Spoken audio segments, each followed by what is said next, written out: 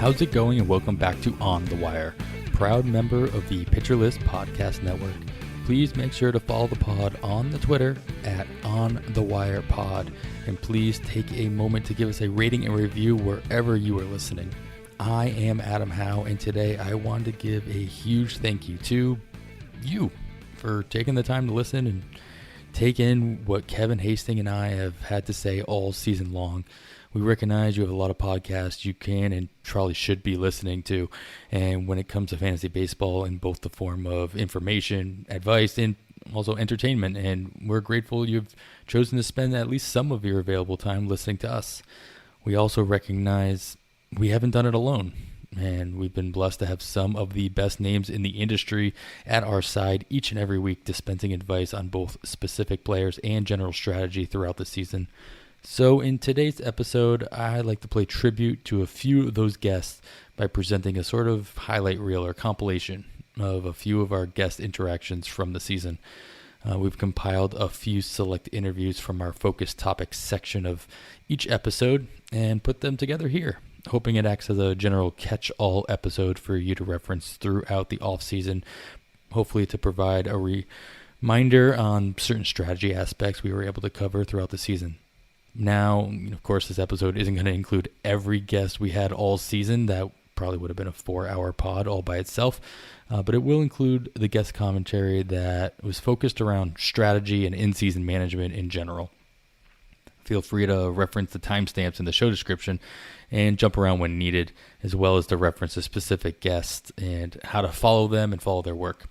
We're talking with, as these clips were taken out of established episodes and their full names aren't always used in the clips themselves. So you may not specifically know who you're listening to unless you know their voices pretty well from their own podcast.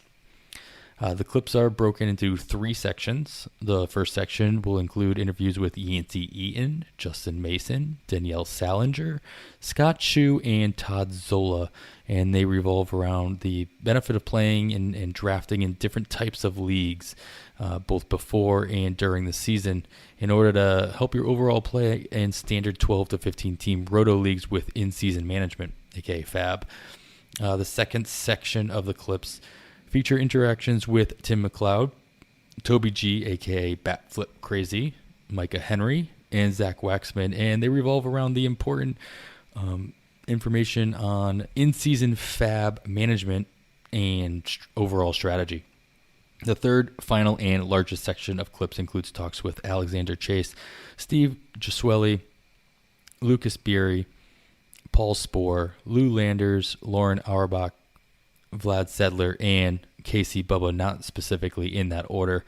And they revolve around the central theme of managing your season, making adjustments, and overall experience and focus that is needed to make your way through a full 162-game season of fantasy baseball. I hope this compilation is helpful. Kevin and I will be back with a brand new full episode next week as we start to prepare for the 2022 season. Until then, once again, thank you so much for listening, and enjoy.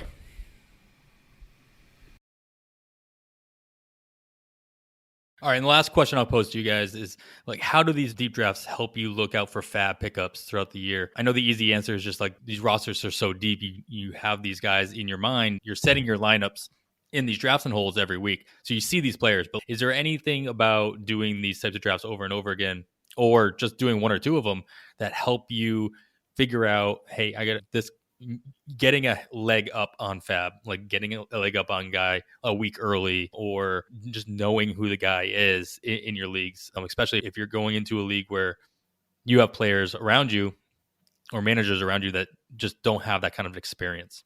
Yeah, I will say just being familiar and seeing what a player is doing. I'm not researching a player unless he's on my roster in season. I'm actively managing my teams in these leagues where I can't add and drop players. But even in these best balls and these draft and holds, it's helping me make decisions on teams that I can add players because I'm hyper aware of usage. I can look and I can see right on the thing exactly how many plate appearances this hitter got. I got to see, hey, they moved him up the lineup. I can see his draft order. It makes you hyper aware of things like that because you guys know this. There's so much information coming at us during the entire baseball season. You can get lost in the noise very quickly. But whenever you have players like this in a league where 750 players are being taken, And I'll give you a perfect example. Josh Stelmont last year, right? Everybody's like, who? He was great for me down the road. In a year where like pitching was absolutely decimated, having somebody like that was super secure, that was giving me a couple of saves, a couple of wins, and really good ratios when he pitched, that was so much more valuable than starting, I don't know, name like the worst closer or the worst starting pitcher, Cole Hamels last year or something. But just being hyper aware and seeing what usage looks like, that really helps in deep leagues. Yeah, absolutely. I agree. And like you prefaced it, Adam, it's just being more aware. Also, I haven't done many only leagues. And when I have, it's been AL only. And I've always noticed, being a Royals fan, it's not just Royals, but when you're looking at the deep guys that just might get a little bit of playing time because you're in an only league and you need a warm body, it's not necessarily just Royals, but AL Central. I know who's playing for these other teams that I see play a lot. So it's the same thing with doing these drafts. You're seeing them more often. And so you're aware that they're a possibility to look for down the road. Great. I feel way more prepared. Thanks, guys. I appreciate it.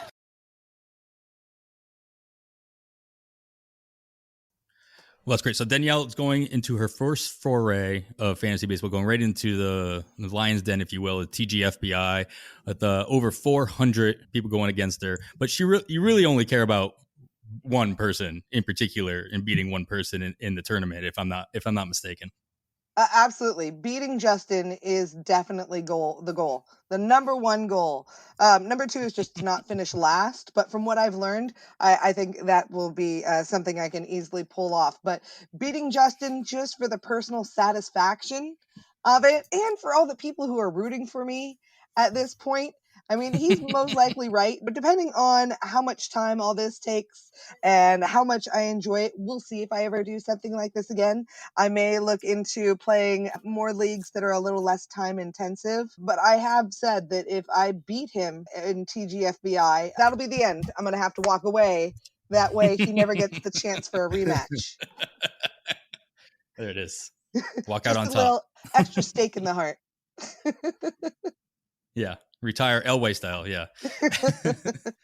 All right. Put some things in perspective then. This is Danielle's first league. Justin and Kevin, I'm curious to know, Justin, I don't need you to go into all of them because I don't want to make this a two-parter, but can you let our listeners know some of the bigger leagues you are in, whether they be the Tout, the Labors, or some of the larger, well-known leagues that you're participating in this year or plan on participating in? Yeah, so I end up playing usually in anywhere from 15 to 25 leagues, and that doesn't include best ball leagues, and I'm not really playing a lot of best ball this year just because there's no in-season management, so I don't really to draft and then I forget about it. I actually typically don't even check how I'm doing in like those best ball leagues until the next season.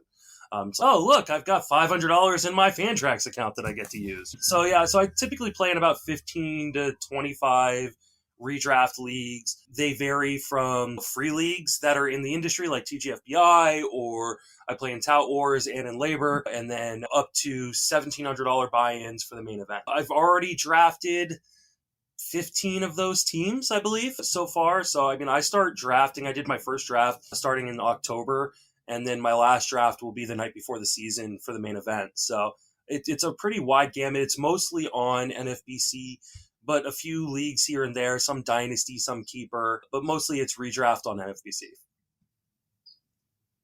And Kevin, how many teams have you drafted so far? And when did you start drafting this year?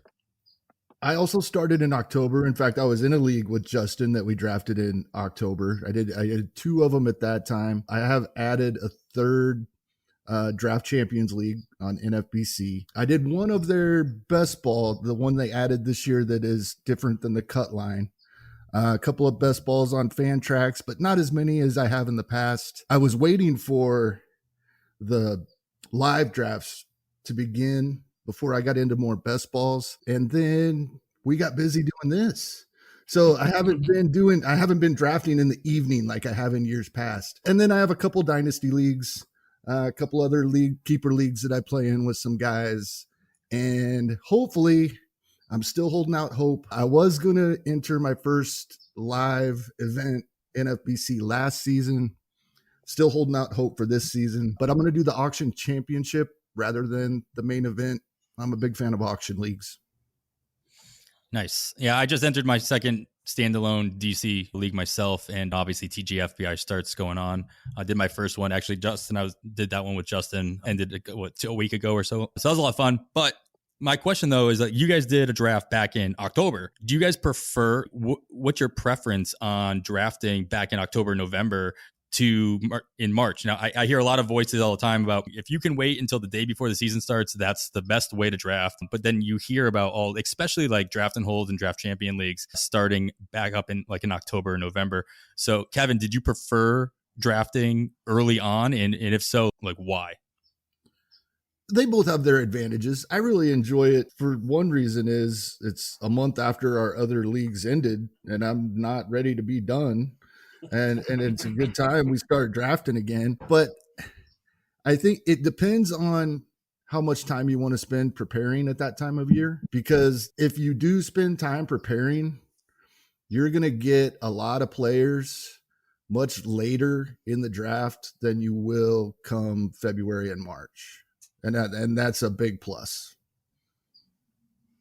Yeah, it's true. I was looking up some of those ADPs just to compare, and a good chunk of them are relievers. And that's not too surprising just because everybody's a little nervous about where they're going to land, if they're going to land anywhere, if they're going to have a role or whatnot. But guys like Kirby Yates, even like Craig Kimbrell and Archie Bradley, they've all jumped up quite a few slots, at least 3 rounds each since October, November drafts versus drafts around now. And Justin, your season never ends. And like you're doing something all the time. So do you like having those drafts that kind of like fill in that off season? Like you're doing podcasts all year round, especially like Sleeper on the Bus and what have you. I know you're always doing constant research. So like, do you prefer taking those risks on those players in the early drafts, or you just like do they just fill the time?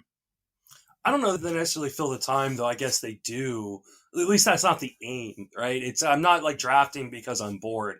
It's more of a matter of it's research. It's part of what I do. If I wasn't doing the fantasy analysis aspect of things, I might do a early draft or 2 early drafts.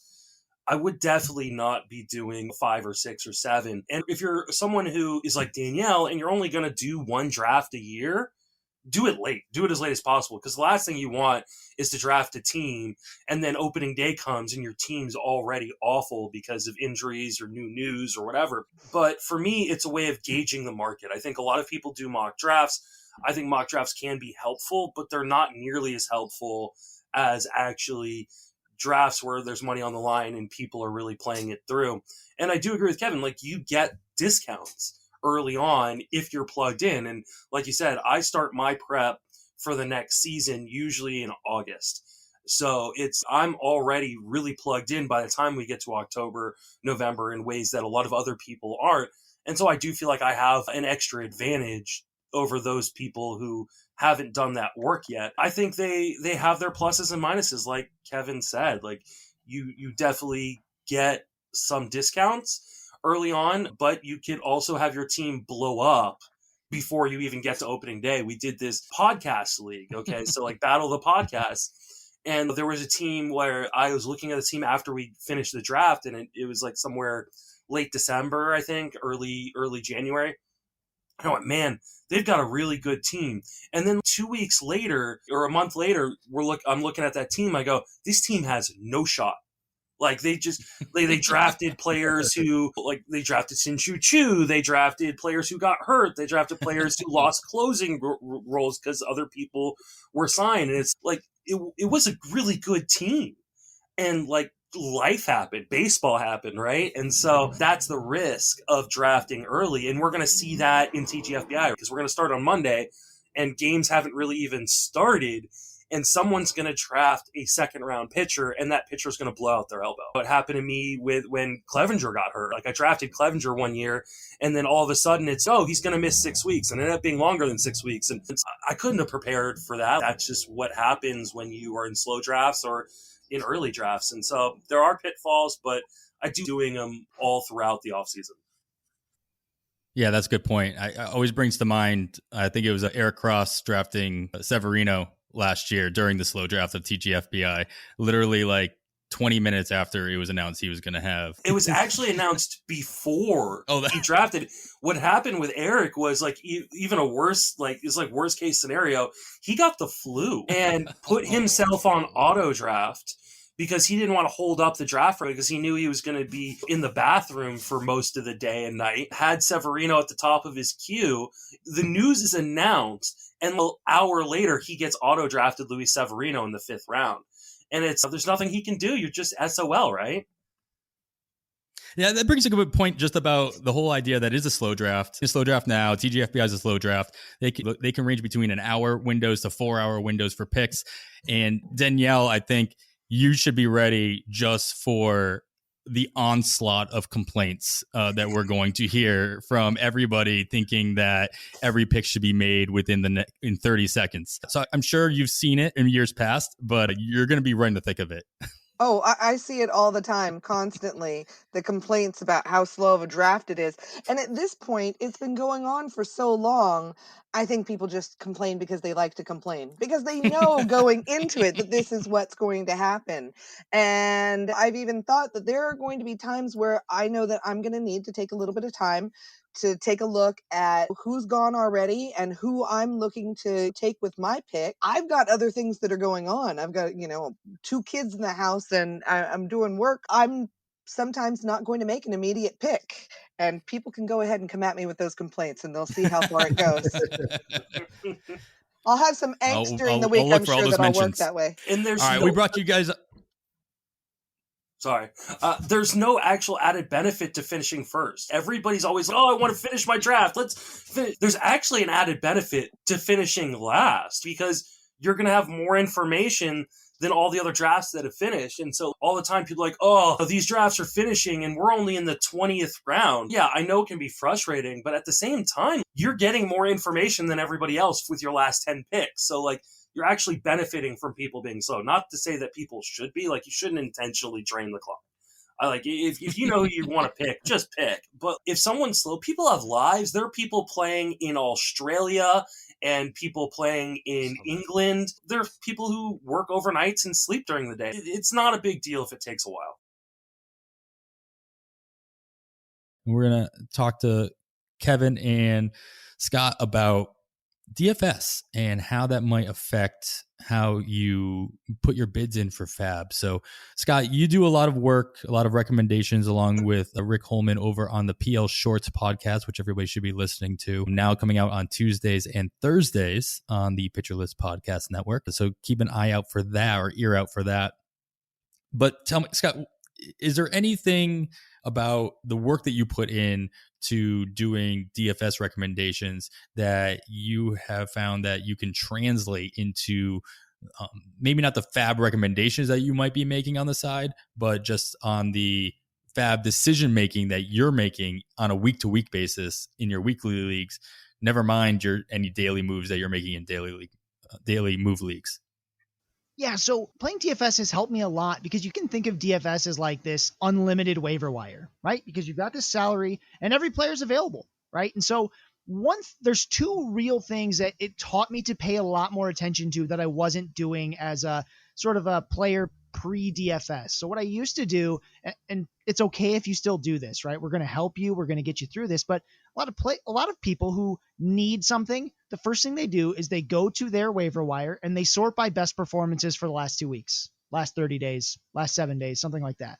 Let me tell you, there could not be a less useful way to do this, right? Because that profit was already made, right? You don't get those stats they got in the last 2 weeks, right? It'll tell you a little bit about who's hot, but if you play DFS and just use the players that are hot, you're not going to win any money, right? There's 2 things I'm actually looking for more. The first is lineup position. Lineup position matters huge in DFS, right? Because more at bats is more opportunity for points. If you're a points league player, you should absolutely care where these players hit in the lineup. There's lots of ways to keep track of who's hitting where in lineups. In the batter's box, Adam writes on it, I write on it. We are looking at where players are hitting. Mike Kirkland, who's over at Fantrax, he's got a lot of trackers on how you can keep an eye on this. Roster Resource has it.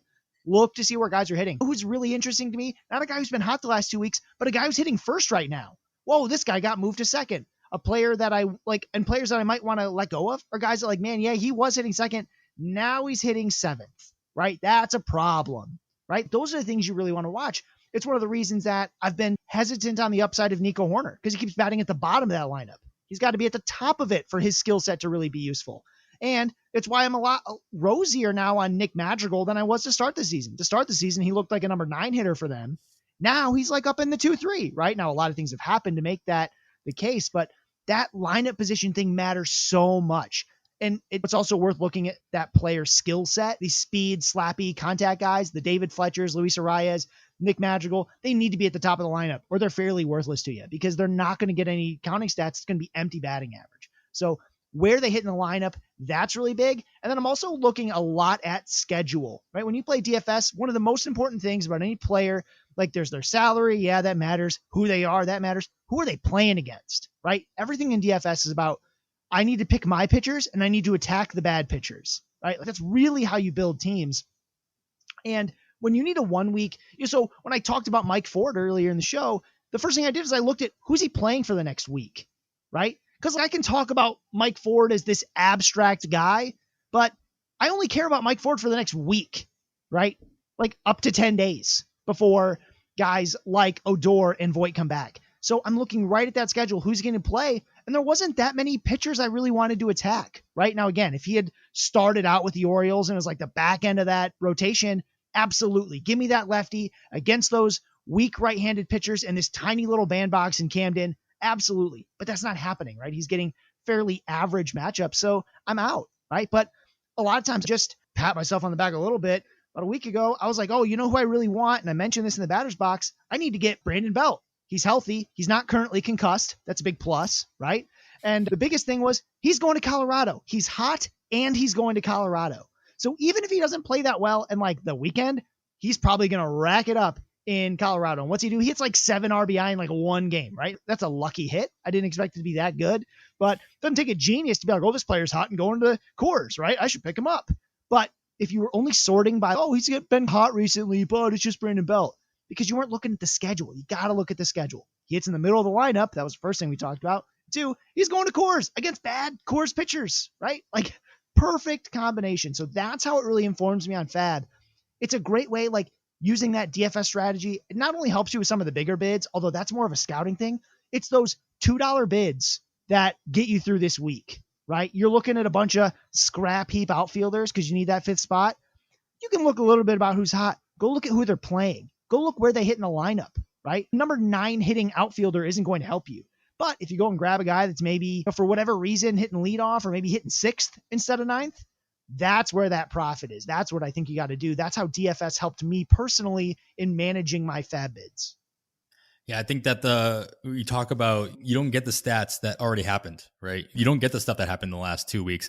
We talked about this when, Tyler Naquin was the big name on campus on the FAAB bidding. It's like, you're going to overbid for somebody and you're not going to get all those home runs he hit. You might get whatever he gets coming up, but the more important thing was the fact that he was going to turn back into that 4th outfielder once Jesse Winker was back, once the rest of the outfield was back to where it was, where you expected it to be. Kevin, you play your fair share of DFS as well. Do you find it useful when you're getting to the point of writing your FAAB article every Sunday? Absolutely. And for the exact reasons that Scott mentioned. One, you see who is in the lineup and where they are in the lineup every day. And after 2 or 3 days, you say, oh, there's a trend here, and this isn't where he was hitting earlier in the season, so you take note and things like that. And with the schedule, for me, it really comes into play with the pitchers. We talk so much on this show, and everybody talks about 2-start pitchers all the time. And I'm looking at the schedule and the opponent's strikeout rates and their platoon splits of strikeout rates is what I'm looking at the most when I'm looking ahead at 2-start pitchers. We joked earlier in the season about picking on Pittsburgh. The last couple of weeks, I've been picking on Detroit and Texas, right? They are the 2 worst strikeout teams in the league by a pretty good amount. So that's the type of thing that we're looking at a daily basis in DFS, and it really helps looking ahead that way in our season-long leagues and with our FAAB pickups as well. Yeah, it also seems as though that DFS is really beneficial to players that don't have a ton of season-long leagues. So a lot of people play like in 20 leagues, and it's great because if you diversify your players, you get to keep an eye on a larger group of players throughout the course of the season to make adjustments on different rosters based on what you've been seeing on each team. But if you only play in 1 or 2, 3 leagues per year, if you're running all your eggs in that basket, playing a lot of DFS seems like it's like drafting early and often, or draft and hold leagues or best ball leagues, because you get to learn the player pool better throughout the course of the draft season or pre-draft season. And doing DFS kind of allows you to do the same thing. As you guys both touched on, you're able to watch all these players all the time, especially if you're playing on a regular basis. If you're waiting for the lineup for every single team to come out every single day. You can't wait for the lineup to be posted. Exactly. We are going to touch on our focus topic of the week. We have Todd Zola with us. We can't go without trying to pick his brain at least a little bit, Todd. So bear with. We're going to talk about a subject that we haven't really touched on a whole lot in this pod, and that is the idea of playing in only, referred to as only leagues, or American League only, or National League only, or possibly even National League Central only, as Todd talked about earlier. We talked about it at the top of the show. Todd has won his fair share of coveted fantasy leagues, both industry and public. But the one I want to focus on, of course, is the 2016 NL Tout Wars Championship. Todd, you also mentioned that you have the hammer in the American League Labor League that you're in this year. And we don't talk a lot about the only leagues in this pod, but we have you here. I want to be able to pick your brain about the differences that you see or you've seen in playing in those only leagues, especially when it comes to FAAB, that you might not see in 12 teamers or 15 team mix formats, between the players that are available, how much you're spending compared to what you're doing in mixed leagues, and then the value of, as you tweeted out, the hammer, especially when it comes to trade deadline season at the end of July, and the value you find in having that. So talk to us a little bit about the differences there, and put it out there. I have yet to play in an American League or a National League only league, so I'm going to be taking plenty of notes personally, but I'm interested to hear what you have to say as far as like that experience that you obviously have, both winning touted leagues and performing in them year in, year out. Yeah, though the main difference is obviously the depth of the player pool. So when it comes to free agency, whereas in a mixed league, even in a 15-team mixed league, you're still, the player pool, especially at the beginning, is deep enough that you can churn the roster. You can purposely wait on a position, be it catcher or anywhere, and just keep putting bids in on lesser players until you find someone that sticks. You can do that for catching, perhaps, in an only league, but you're replacing injuries. Especially in leagues with reserves, the roster, the free agency in the only leagues is nothing. There have literally been weeks where if your corner infield, as an example, is hurt, there might not even be a corner eligible player to bid on. I'm not talking about guys that are terrible, that have 0 for 2 for the week. I'm talking about that are even legal to position. It doesn't happen. It happens a couple times during the course of the season. That's how scarce these players can be. So when we talk about FAAB, obviously it's late now because we're at the deadline. But the big decision when you're in these only leagues is, do I give up the hammer early and get what I need or try to improve my roster, or do I nickel and dime so I have the hammer at the deadline, taking the chance that nothing comes over? Or that by neglecting to improve your roster early, doesn't matter who you get, it's not going to help you enough. So that's always a conundrum early.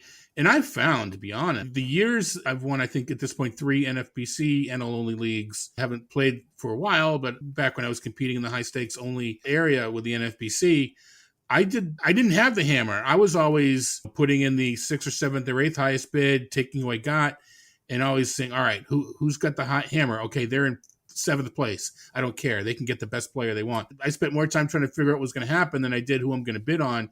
In other words, I spent my FAAB liberally to replace players and didn't try to miserly hold the hammer. It used to be a lot more efficient to hold, not more efficient, but more, it would help you more if you held on to it. Now, the thing with the only leagues is when for instance, the Super 2 deadline expires, and there's just a couple times during the year where prospects are promoted, and it's become a better, more efficient use of your FAAB dollars to take a shot on those players than to knock on wood and hope that Anthony Rizzo and Starling Marte and Craig Kimbrell, whoever else you want to put, Pablo Sandoval, in that list of players to bid on.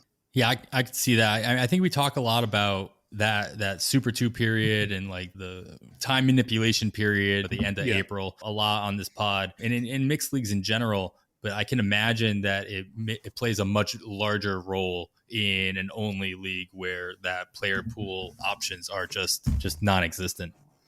Yeah, and this is league dependent. Talking about AL labor, why do you're going to spend? Why do you have the hammer? Some leagues give you a FAAB rebate if your players are injured. Labor gives them only on players that are on the 60-day DL. And I unfortunately had to pay for and then unfortunately lost Nick Madrigal. So I got his money added back to my total, which is what's giving me the hammer. I wouldn't have had it otherwise. I would have had maybe the third or fourth most, but having the unfortunate of having that injury was able to get it. But now the fun part is, all right, in the AL, we do have a few players that I mentioned Marte and Rizzo and Kimbrell. And I think you can put, if you need saves, are you going after Brad Hand or Craig Kimbrell? It's Kimbrell may get, 6 or 7 if they split. Hand may get 3, he may get 12. So that it's a decision if that's what you need. But now you have to, all right, I have the hammer. All right, in order to ensure I get the guy I want, I have to bid $1 more than the second place amount. But what if I don't care? I just want Rizzo or Marte. I don't care which one it is. I want one or the other. Now I have to bid $1 more than the third place team to make sure I get one of those two. But what if that third place team doesn't want to go all in and wants to leave some FAAB money? Maybe they only spend they have 80. Maybe they only spend 70.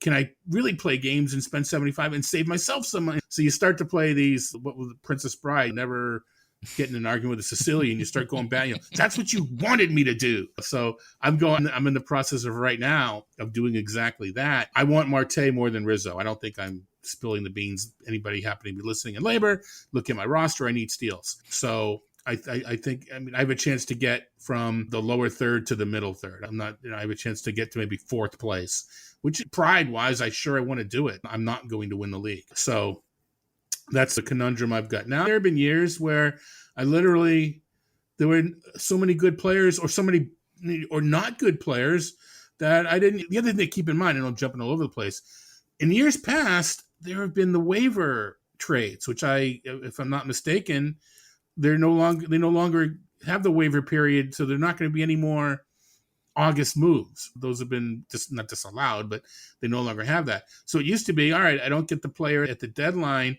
Somebody still is going to clear through waivers. Was Justin Verlander a couple years ago? That player is not going to clear through this year. So you still want to leave yourself some FAAB to make some moves.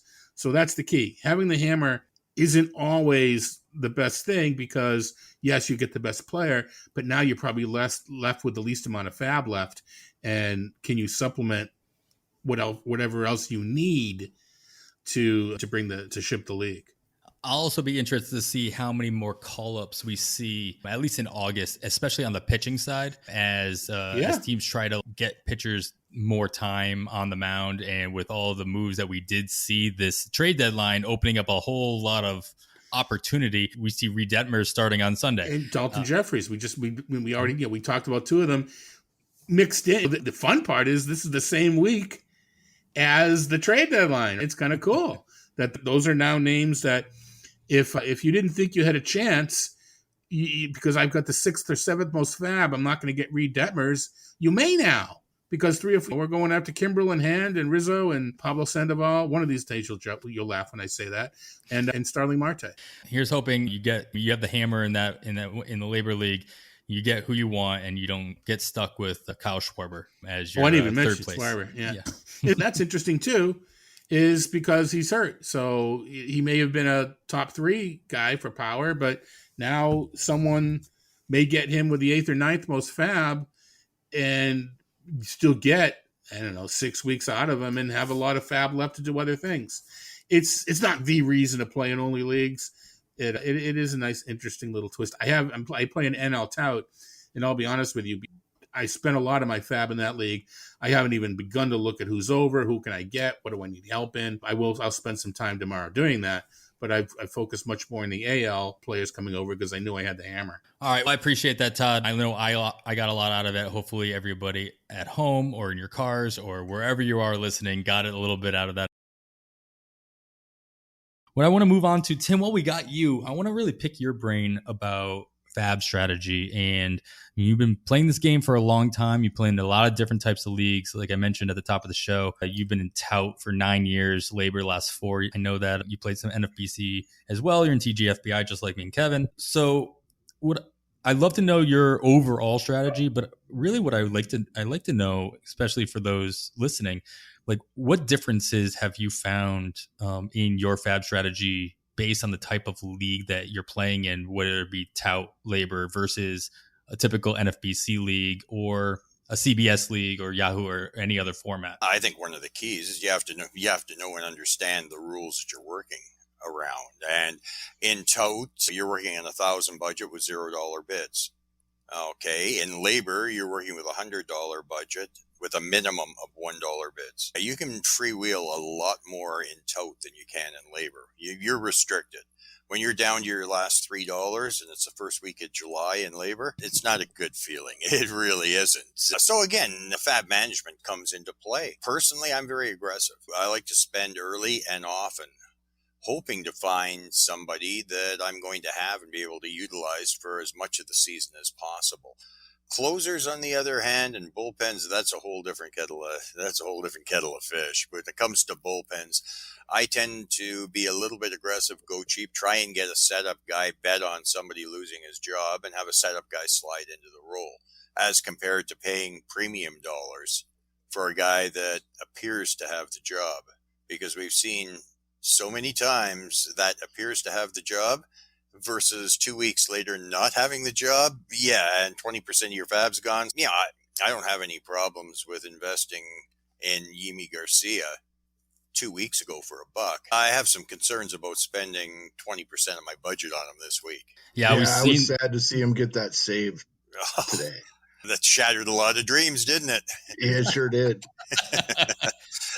No cheap Yimi for anybody this weekend. That's not happening. We've seen that time and time again, at least this as early as this year, with the relievers that we were seeing in multiple types of leagues going off the board between Tanner Scott in week 1 and then his teammate Valdez going in week 2, both going for multiple hundreds of dollars in a lot of different leagues. I feel you on the bullpen for sure. And I've heard that from a couple of people that it's worth spending the extra money on a guy you think is going to be in your lineup all year round, and because you're going to get the most for him, you're going to get the most out of him. So I get that as well.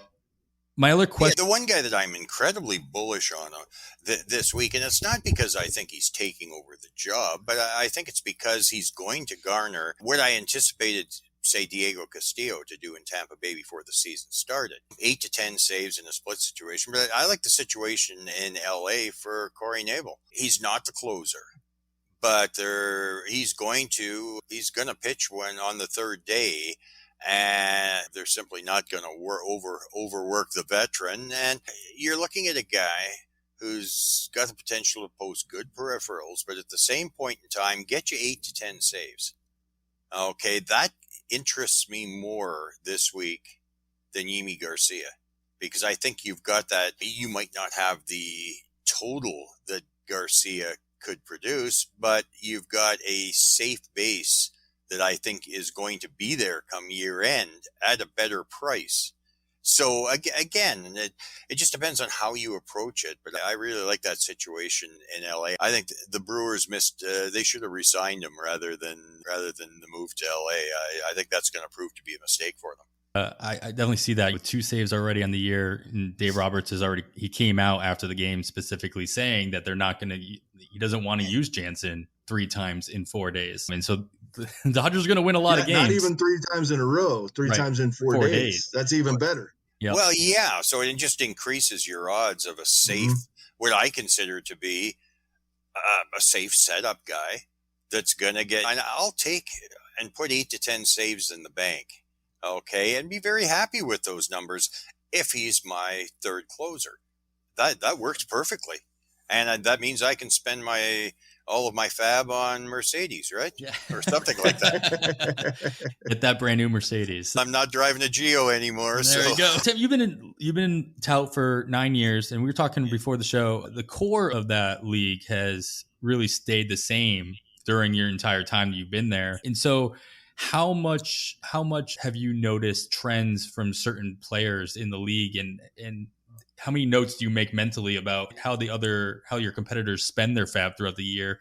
And have you noticed that it's the same every year? Is it something you can use your advantage? Not really. I think it a lot depends on the specific needs of specific teams at specific times. And hey, if you take a look at some of the guys that I've played with, some of the group I've played with for a long period of time, yeah, you have an idea who they like and who they don't like. We all of our stuff's available out there. None of us are real shy in who we like and who we don't. But when it comes to, a lot of it depends on specific needs relating to teams. And yeah, hey, obviously everybody wants some saves. Everybody's looking for saves. It's just how much is somebody willing to spend. And I try and stay wherever possible out of those battles. In labor this week, I might not have any choice because my dream of Brian Garcia getting a job share in Detroit is disappearing rather quickly. The dream is turning into a nightmare. Yeah, that's unfortunate. Yeah, I think we talk about it a lot. It's just knowing your league and knowing where everybody's spending their money. I find that really important, especially in a league especially people's home leagues where they're playing with the same people year in and year out. And I feel like you do get a sense, and it may change over time, but you do get a sense of tendencies where if a certain guy likes a guy in your league is going to draft X amount of people or certain people in the draft. And in theory as well, they're also going to spend their FAAB in a similar manner each year if they draft in the same way. So those needs might be the same. Obviously, injuries play a big role, and that puts a wrench into everybody's plans. But I found it. I tend to be very aggressive, Adam, and as a result, I've got the reputation of being the guy that's chasing the spec picks. Okay, and everybody knows it, and everybody jokes about it. It's a running joke between me and Rudy Gamble as far as younger players. If it's not on my roster, he's checking to see if everything's all right with me, sort of thing. You do develop that rapport and that relationship with your fellow players. But again, when it comes to FAAB, it's all about identifying needs and wants and moving forward on that basis. The only thing is, again, looking at, say, tout versus labor. Labor, you have to be a little, because there are restrictions on your FAAB, you do have to be a little bit careful.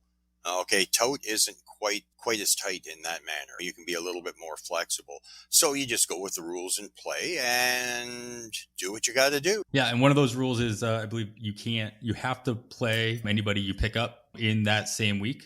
Is that correct? That is correct, in both tout and labor. The big difference is in tout, you can spec on absolutely anybody on a waiver wire bid. Okay, they can be an A-ball if you want. In labor, once the season starts, you're limited to players that have one at bat or a third inning pitched. You can't speculate on the kid in A-ball in labor. So again, it's obviously what it means is that FAAB becomes extremely important. Here's a good example, Mr. Soto in Washington. There aren't going to be Sotos coming up this year, I don't believe. But should a big name take a big leap this year and end up active in the second half, if you don't have the FAAB, you're out of the game. And it's important to manage. I think it's, at least for me, it's more important to be careful and manage my FAAB a little bit more in labor than it is as compared to tout.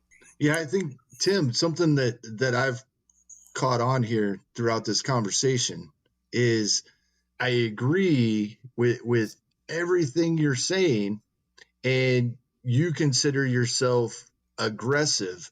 I think a lot of people, when they hear aggressive, they hear very large bids.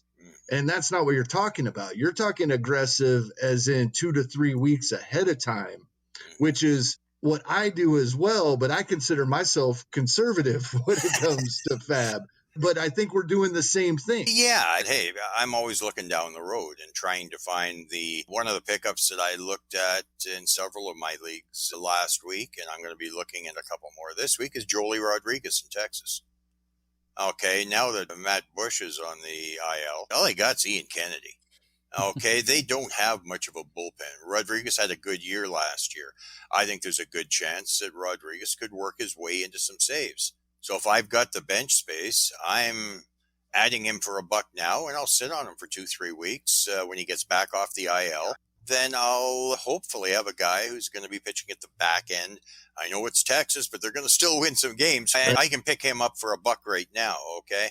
3 weeks from now, if he's named the closer or interim closer, whatever, you ain't picking him up for $1 or $2. You're picking him up for 10-15% of your FAAB. So you're right. That's my definition of aggressive. It doesn't have to always be with the money. It's trying to think and plan ahead and anticipate what teams are going to do. And hey, you don't get it right all the time. But when you do get it right, it leaves you with a smile on your face. It's a good thing. 100%. And don't be afraid to be wrong. We're going to be wrong more than but when you're right, it more than makes up for it. That's my philosophy. Yeah, definitely. Don't be afraid. Don't be afraid to be wrong. Because you're the ones that you nail, you're doing well. It makes up for all of the ones that you don't.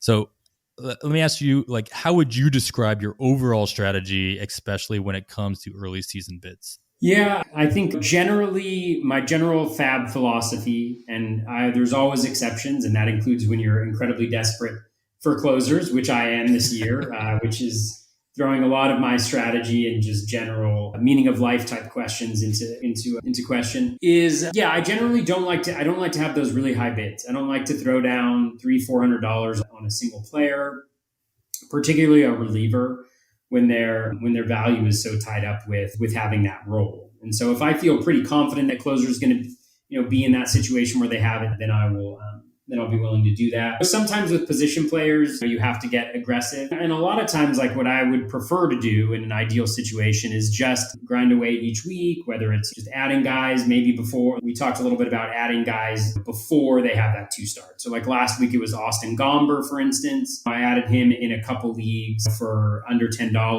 And so doing that instead of kind of having to do it that particular week, really trying to mix and match, even doing terrible things like picking up Brandon Crawford, which it didn't work this week, but he had 4 games in the first half of the week. And some of my starters at shortstop only had 2. And so I was able to plug him in there, though it didn't end up working out. Like over the course of the season, when you do that, you get a lot more plate appearances and a lot more runs. But I think there are players that you need to get aggressive on. And those are the ones where you feel confident that they're going to be good. And generally there's some sort of role change with them, right? So they were batting like at the back of the lineup, and now they're going to bat first or something like that. Or maybe they weren't playing every day, but now they're going to have access to playing time every day for the foreseeable future. And I think one thing to think about too is just when you make a really large bid is just thinking about the full season and how it's going to play out. So it's like with Dolis, for instance, like we already have the Blue Jays saying that they were already using a closer. Merriweather got the first 2 shots, but were they just using Romano in the high leverage? Now Romano's coming back. So I'm trying to think, even if I get this guy, do I feel confident they're going to have the gig for the rest of the season if I'm going to spend that type of money? Or on a position player, are we talking about them being in the lineup now every day for a couple weeks or not? Nico Horner is like a perfect example, right? Where it's prospect pedigree comes up. But yeah, he's been fine, I think, like where he's played previously, but he doesn't necessarily provide a ton of power, a ton of speed. He does provide some batting average, but his playing time is a little bit uncertain. And so do you really want to put in a huge bid on somebody like that? Maybe that's a bad example, but I don't like to do the big bids. And I think when you look back at the research, the bids that tend to do the most are like kind of the $40 to $50 range, because I think those are like a really nice medium where you really like the player, but you're not investing 30% of your FAAB over the course of 26 weeks into a single player. So I guess that, again, is a long way of saying I am aggressively conservative as well, conservatively aggressive with my FAAB bids. But it also depends on the context. Like I was joking around, and I mentioned this on our podcast, I spent $77 on Brian Garcia last week in a moment of desperation because I had 0 saves, right, through 3 weeks.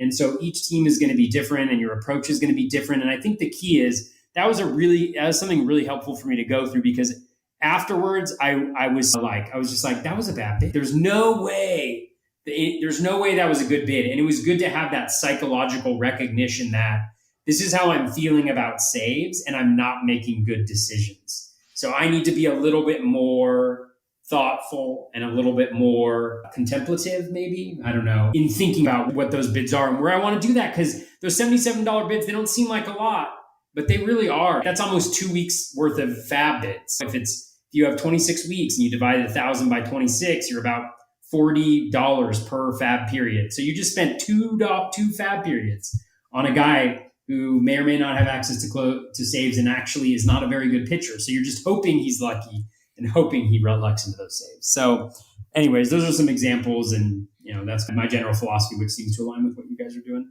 Yeah, I think the name that rings a bell of what you're talking about is probably Tyler Naquin, who obviously was going for big dollars while Jesse Winker was out and he was on his huge run.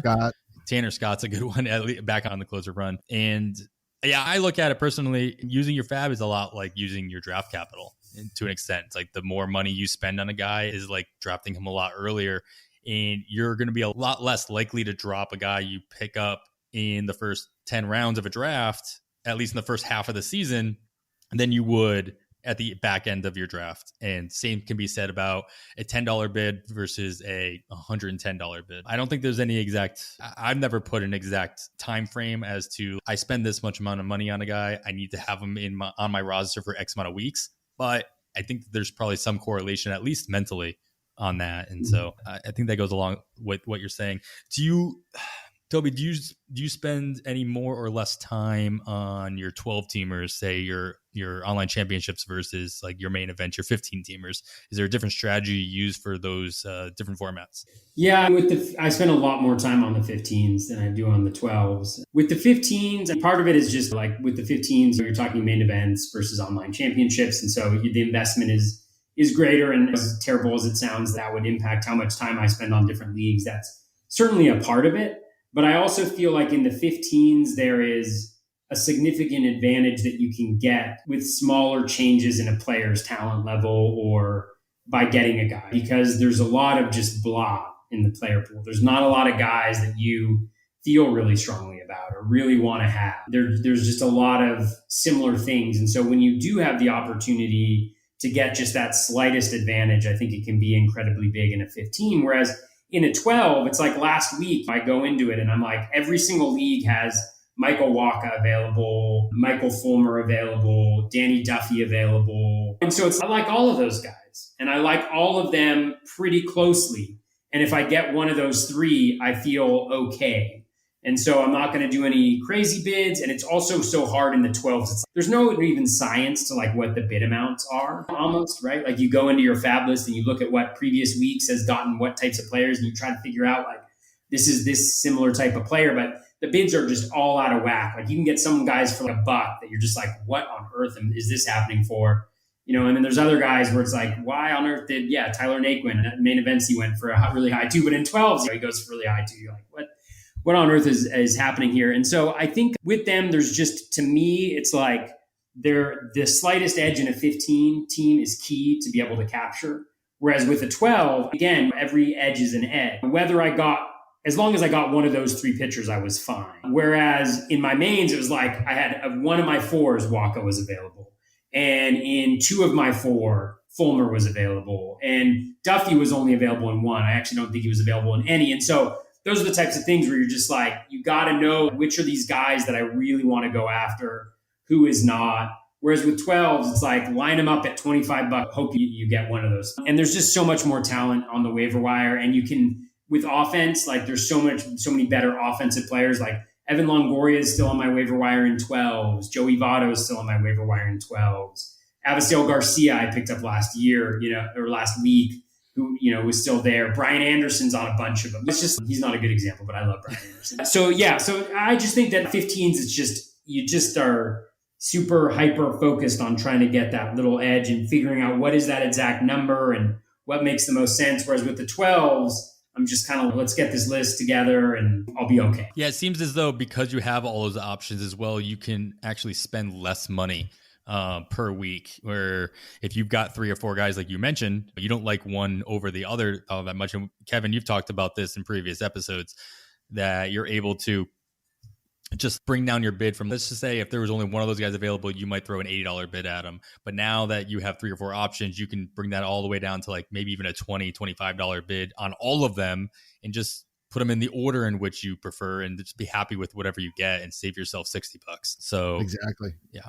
We had a question too, Toby, from our PL Discord. We were looking, when we told everybody that we were going to have you on, they wanted you to give some tips on how you manage your FAAB, especially this season. As we were talking off air before, you remind us how many FAAB leagues you are in this year compared to what you've done in the past, and how you are managing that, I don't know, level of stress, if you will, in the change.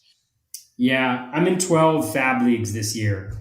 Actually, in 2019, I was in 10. Are they all on NFBC, or are they on most of them are? I have 2 that are on Fantrax, unfortunately. I just love the NFBC interface, and I love like the fact that I can create one list of like one player list and just copy it and then change who the dropped player is and then mix them around afterwards. Like, it's just a lot more user friendly. But anyways, yeah, it's been a lot. Like, I really struggle with finding the right balance because I spend a lot of time on the FAAB, just like on Saturday nights. Like, normally I'll start at 10 and I'll stop at 2:30 or 3 in the morning. And I was just joking with you guys before. I'm actually can feel it like all week long now, like where I'm very tired.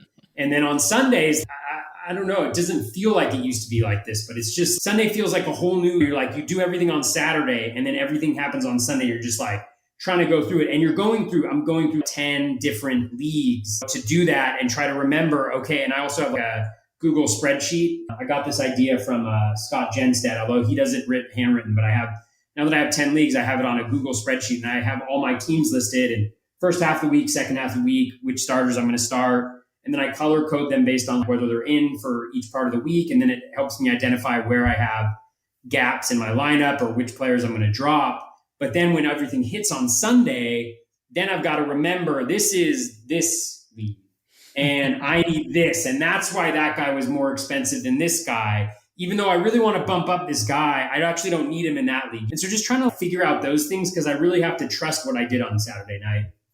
And so it is exhausting. It's not a woe is me, right? Like, I love fantasy baseball and I'm doing this and I'm very fortunate to do this, especially with some of the NFBC leagues and the price points and things like that. But it's just like, it's a lot. And I feel like FAAB over the last 2 seasons with COVID and just the way that the game is changing, you just have to be hyper conscious of everything. And it's hard to stay on top of it all. But then at the same time, I'm like, okay, next year I'm not going to do this. I'm going to do fewer leagues. And then it's which ones am I going to cut out? Like, I love them all, right? So it's hard to think about which ones that I would have to happen. But those are decisions I'll have to make at some point in time. But hopefully it's sustainable over 26 weeks. I'm certainly hopeful of that, but it really is. It's demanding. And so this is just like all a really big excuse for if I ever make mistakes in FAAB. There it is. People are like, why on earth did you bid $77 for Brian Garcia? I'm just like, I'm tired. All right. Just leave me alone. Toby, at least you didn't, and this was me last week. I only have 7 FAAB leagues. Still. But when I was going through things on Sunday and moved a couple of things around, I ended up not realizing that my only shortstop on a team was Bobby Witt Jr. I dropped my only starting shortstop. And the only reason I noticed it before Monday when I went to set the lineup was because I didn't get a player that I bid on. It said that would have given me an illegal roster. And I was like, how is this going to be illegal? I realized that I had moved the bid, dropping Elvis Andrews in front of the one where I was dropping Bobby Witt Jr. It's crazy. Yeah. Oh, for sure. Yeah, those things are bound to happen. So yeah, it's a lot. We love the grind. It's nice that you have pretty much all of your leagues into one spot in the NFBC. Like you said, you have a couple on Fantrax as well. It's when you start spreading them out. Kevin and I have we share a team through the Pitcher List Podcast Network, and that's on Yahoo. And I have a bunch of teams on Yahoo as well, in conjunction with NFBC and a couple on Fantrax as well. And I definitely forget to do FAAB on at least one team per week, just because of the 3 different formats that they're on. Not to mention that the league I just mentioned, Kevin and I, we just moved the FAAB to Saturday nights instead of Sunday nights. And so by the time Sunday rolls around and I'm going around trying to figure out my FAAB, oh, yeah, that's right. It's too late. We didn't bid on anybody last week, by the way. Sounds like you guys could use a Google spreadsheet. Yeah. Exactly. With one tab per team, so you make sure you go all the way through. I do have several weekly alarms on my phone. Don't forget. Yeah, but those are just reminders to check FAAB and see what happens. All right, great. Well, that's all great stuff, Toby. So today, like I said, we are lucky to have Micah Henry with us, who did finish second right behind our own Kevin Hastings in TGFBI last year. It was both Micah and Kevin's first year in TGFBI, and he came out swinging. Good job, guys. But what I'm curious to know, Micah, from you is, first I want to break down how you spent your FAAB in TGFBI versus Kevin, how you spent your FAAB in that same year. You guys finished back to back. And I'm curious to see if you guys utilized different strategies, if you targeted different kind of players based on what your draft was. And you don't have to go into very specifics, what have you. But we can start with you first. What was your overall feel for how you attacked FAAB in the shortened two plus month season versus what we have going on? And we'll get into a little bit later the adjustments you're making for this year. But how did you attack FAAB in TGFBI last year during the shortened season? Yeah, so just for some background for the listeners, I didn't join actual FAAB leagues until 2020. This was my first time doing actual FAAB. I didn't know what I was doing. So I had to go on Twitter, see a lot of Vlad Sedler, see what he was doing, what he's coming up with, with this FAAB articles and stuff like that. Just to see what people were doing and see different type of strategies and stuff like that. Eventually, I just figured that it's a 60-game season, so you just don't have to really wait a long time. You can be aggressive, but still be moderate. I made sure I got guys that I needed. I think I got Rafael Montero for maybe $100 something. And then towards the end of the season, I had a few hundred left, and I kind of spent it all on all these guys and just dominated the last couple of weeks and finished second somehow. So I don't know how it happened. And you were closing fast, by the way. I think I was speed up a little bit because I had guys like Jared Walsh. I think I had Cabrian Hayes. So all these guys that were breaking out basically, but it was a short season, so they were finished abruptly. But yeah. So it sounds like you at least found a way, even though you were a little bit more aggressive than maybe you would be in a longer season. You still found a way to spread out your money so that you were able to make moves throughout the year, throughout the 2-month period, rather than splurging on guys early and hoping that they'd be in your lineup all season, which I know is a whole different strategy to go with. And there's lots to be said about that, spending a lot of money on guys early because they're going to help you all year. Mm-hmm. In the shortened season, you have the same amount of money. That was the best part. It'd be like, yep, you're still going to get $1,000, but you have to find a way to spend it all in 2 months rather than 6. Kevin, did you see yourself, and we talked a little bit about this in previous podcasts, but did you see yourself spending your FAAB differently in 2020 than you had in previous FAAB league prior to the shortened season? Yeah, I made bigger bids earlier in the season. I still had the same philosophy of having money left at the end, but I wasn't thinking of it as percentages. I was thinking of it as the same dollar amounts. I still wanted $20 or $30 left the last week or two just to fill my holes. In a week or two, finding an upgrade isn't really going to help you a lot, but filling in where you would take a 0 can help a lot. So it wasn't about upgrading players. It was just making sure I had money left in case I had any injuries or in case guys got sent down, whatever, which meant I had more money on a weekly basis to spend earlier. Unfortunately, I blew $200 of it right out of the gate. When it was funny, I drafted Buster Posey before he opted out. I didn't draft a backup catcher, as I mentioned earlier. So I had my 2 catchers, needed one, and went 212, something like that, on Kiner Falafa, who was going to start in the infield and steal bases, qualified at catcher. He started really slow. I dropped him a week later before he started picking up. So my aggressiveness right away was gone and out the window, but it stayed that way. I also grabbed Montero early, which was great. My 2 main closers that I drafted on nearly every team I had, they both stunk. It was Wade Davis and Hansel Robles were my 2 closers in almost every league. Waiting, but not completely punting it. Fortunately, I drafted Trevor Rosenthal, and then picking up Montero, I had 2 closers. That worked out. And yeah, probably sticking with that, it worked out to where you had about $100 a week to spend if you were only saving 20 or 30 for the last couple of weeks. And I spent it. Yeah. And then in the shortened season, you said early that you quote unquote wasted $200 on falafel. It's not a big deal, since over the course of just 2 months, if you really translate that into a 6-month season, you would have only spent, say, something around $60 or $70. And so that $200 goes a lot further in that shortened season. It doesn't make as much of a dent, of course. So Micah, talk to me about adjustments that you, like you said, this was your first experience in a FAAB league, as you have most of your experience comes in points leagues in 2020. So going into the full season of the 2021 season, what mental adjustments did you tell yourself you needed to make, or what adjustments have you been making as we're a month into the season, knowing that we still have 5 months to go? Honestly, just trying to be conservative with my money. I don't want to waste. I don't want to be at like $600 by the end of April or something like that. I want to have a good amount of money left. And I had Nico Horner, Alex Kirilloff on my bench. I didn't really want to drop them, so I didn't have any reason to spend as much as I could have if I had guys that I could drop. It worked out well to put me in a position to save money. I'm just in that mode right now, just only grabbing guys that I absolutely have to grab and just saving the rest of the money. Now, are you making moves every week, or are you just finding ways to, like, you know what, I'm happy with my roster and I don't feel the necessity to even make like $1 bids or $2 bids or anything like that? Yep, exactly. I think I've done that twice now. I haven't done a bid, and once was because I forgot, but the other times it was intentional. I didn't want to. I was like, let me just. We're gonna move on and pick Zach's brain here in our focus topic. And we're going to talk about, Kevin and I talk about this all the time, about how we prefer to be conservative, especially early in the season with our FAAB runs. And we recommend the same. Now, I do know that there's plenty of other people who think otherwise. Like they plan on spending a lot of money early, especially if they think they're going to be able to get a player that's going to help them all year. And I completely understand that.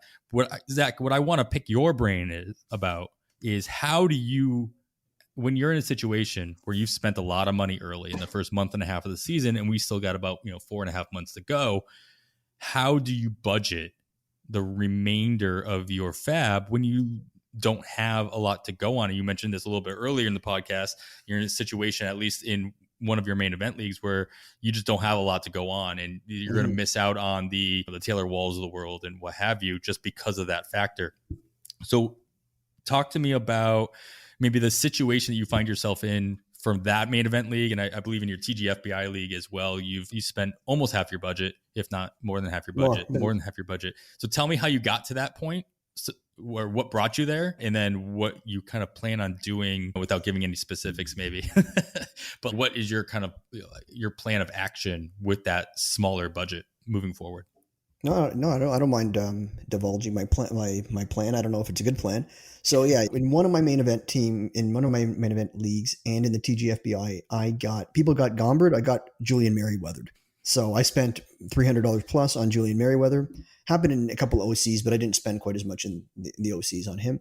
I thought he was going to be great. I think it was just unlucky circumstance. In that main event team that I spent a lot on Merriweather, I spent 300 plus on him. My closers were that I drafted were Trevor Rosenthal, who I really liked heading into the season, and Amir Garrett, who turned out to be a piece of poop. But he might be turning himself around. We might get to that later. So I've dropped him by now. Anyways, so I knew that it's an overall. Playing in these TGFBI or the main event, you're going for the overall. If you're not thinking about the overall and you're entering these leagues, you're doing it wrong. I know some people say, I just want to win my league. Then you should be playing in a different contest, because so much of your money is going towards that overall. So you need to get saves. My mindset is that I believed that there's going to be more closers that call it pop up at the beginning of the year than once these rules get settled. I know there's injuries that happen during the year, but the early bird gets the worm on these things. And you've seen that come to fruition with a lot of examples like Mark Melancon. A lot of people were on Pagan, Trevino, Stalmont. None of these guys are like locked in. Graveman, but all these guys all those teams I mentioned, I'll admit that they're not like surefire situations, but there's nothing else that's coming about here. Like we had San Francisco have a little changing in the guard, but it's becoming few and far between at this point. So I spent a lot of money because I thought Julian Merriweather had the skill set to become the closer, and I think he would have. I still do think he would have. And unfortunately, he got injured, and now he's on the 60-day IL. So now I have to take a different approach with my FAAB, and I'm not going to be able to buy Taylor Walls probably. And just on a side note, I think Taylor Walls, I think you're going to see a huge range of winning bids for Taylor Walls. I think you're going to see $150, and I think honestly you'll see $8 in some leagues. I think you're going to see the standard deviation of winning bids will be enormous for Taylor Walls. And so yeah, guys like that, I'm probably going to have to take a pass on.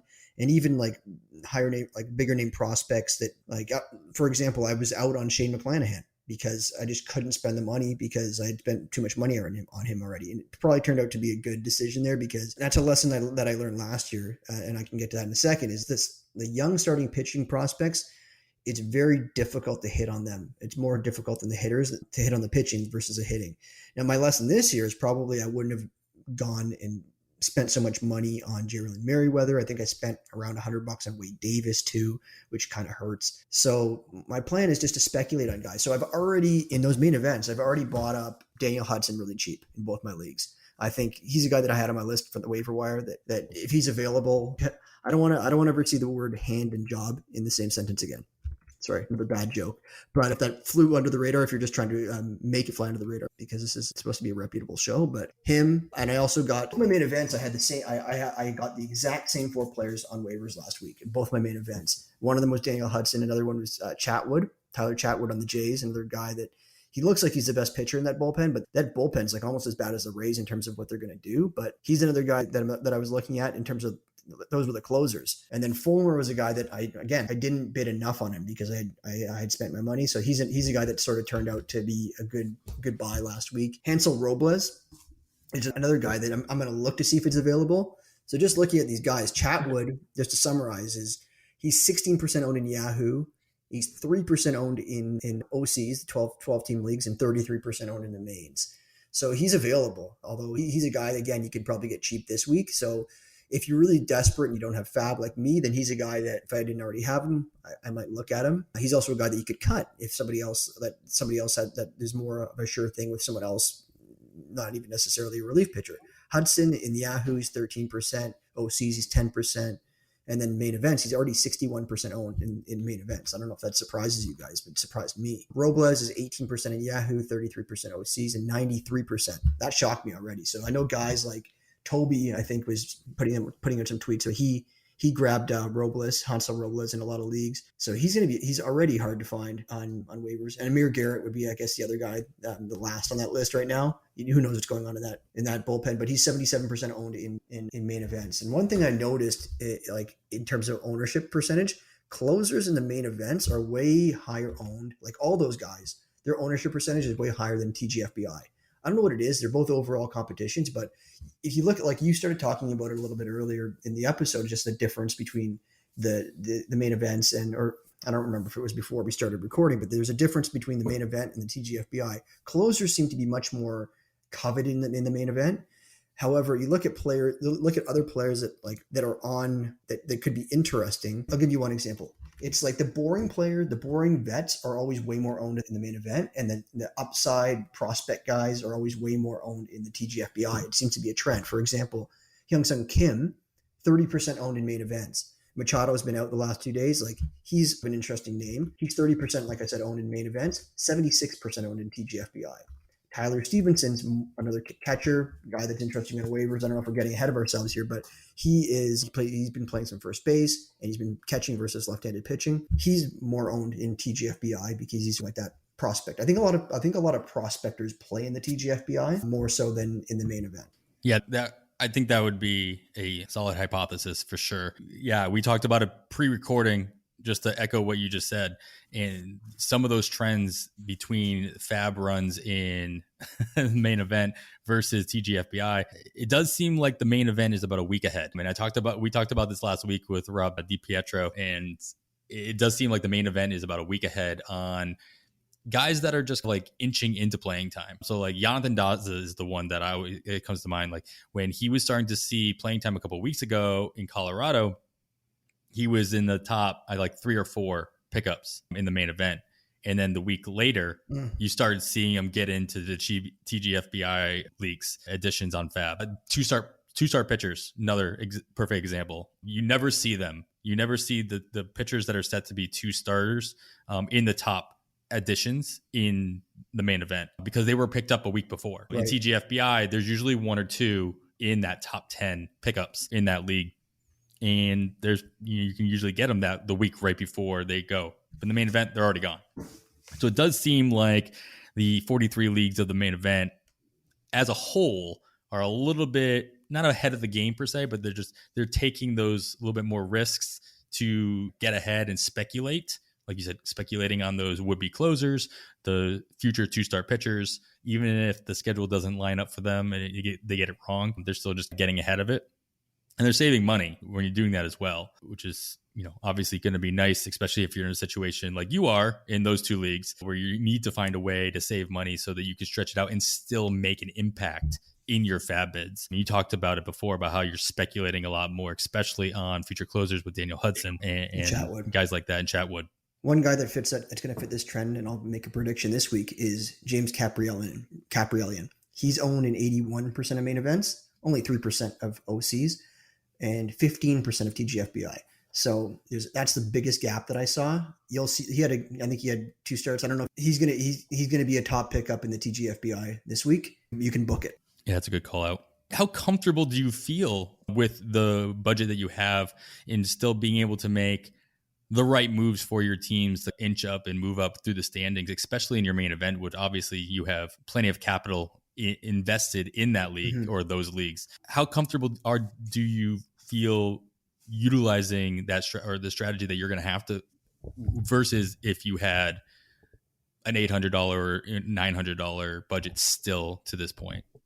It's going to be tough, man. Like that main event that I've spent a lot of money on that's going to be tough. I'm not doing well in that main event. So I'm actually thankful. I'm in 2 main events. Last time I checked, I was in first in one and 15th in the other. So the one that I was in 15th, I had spent all my FAAB.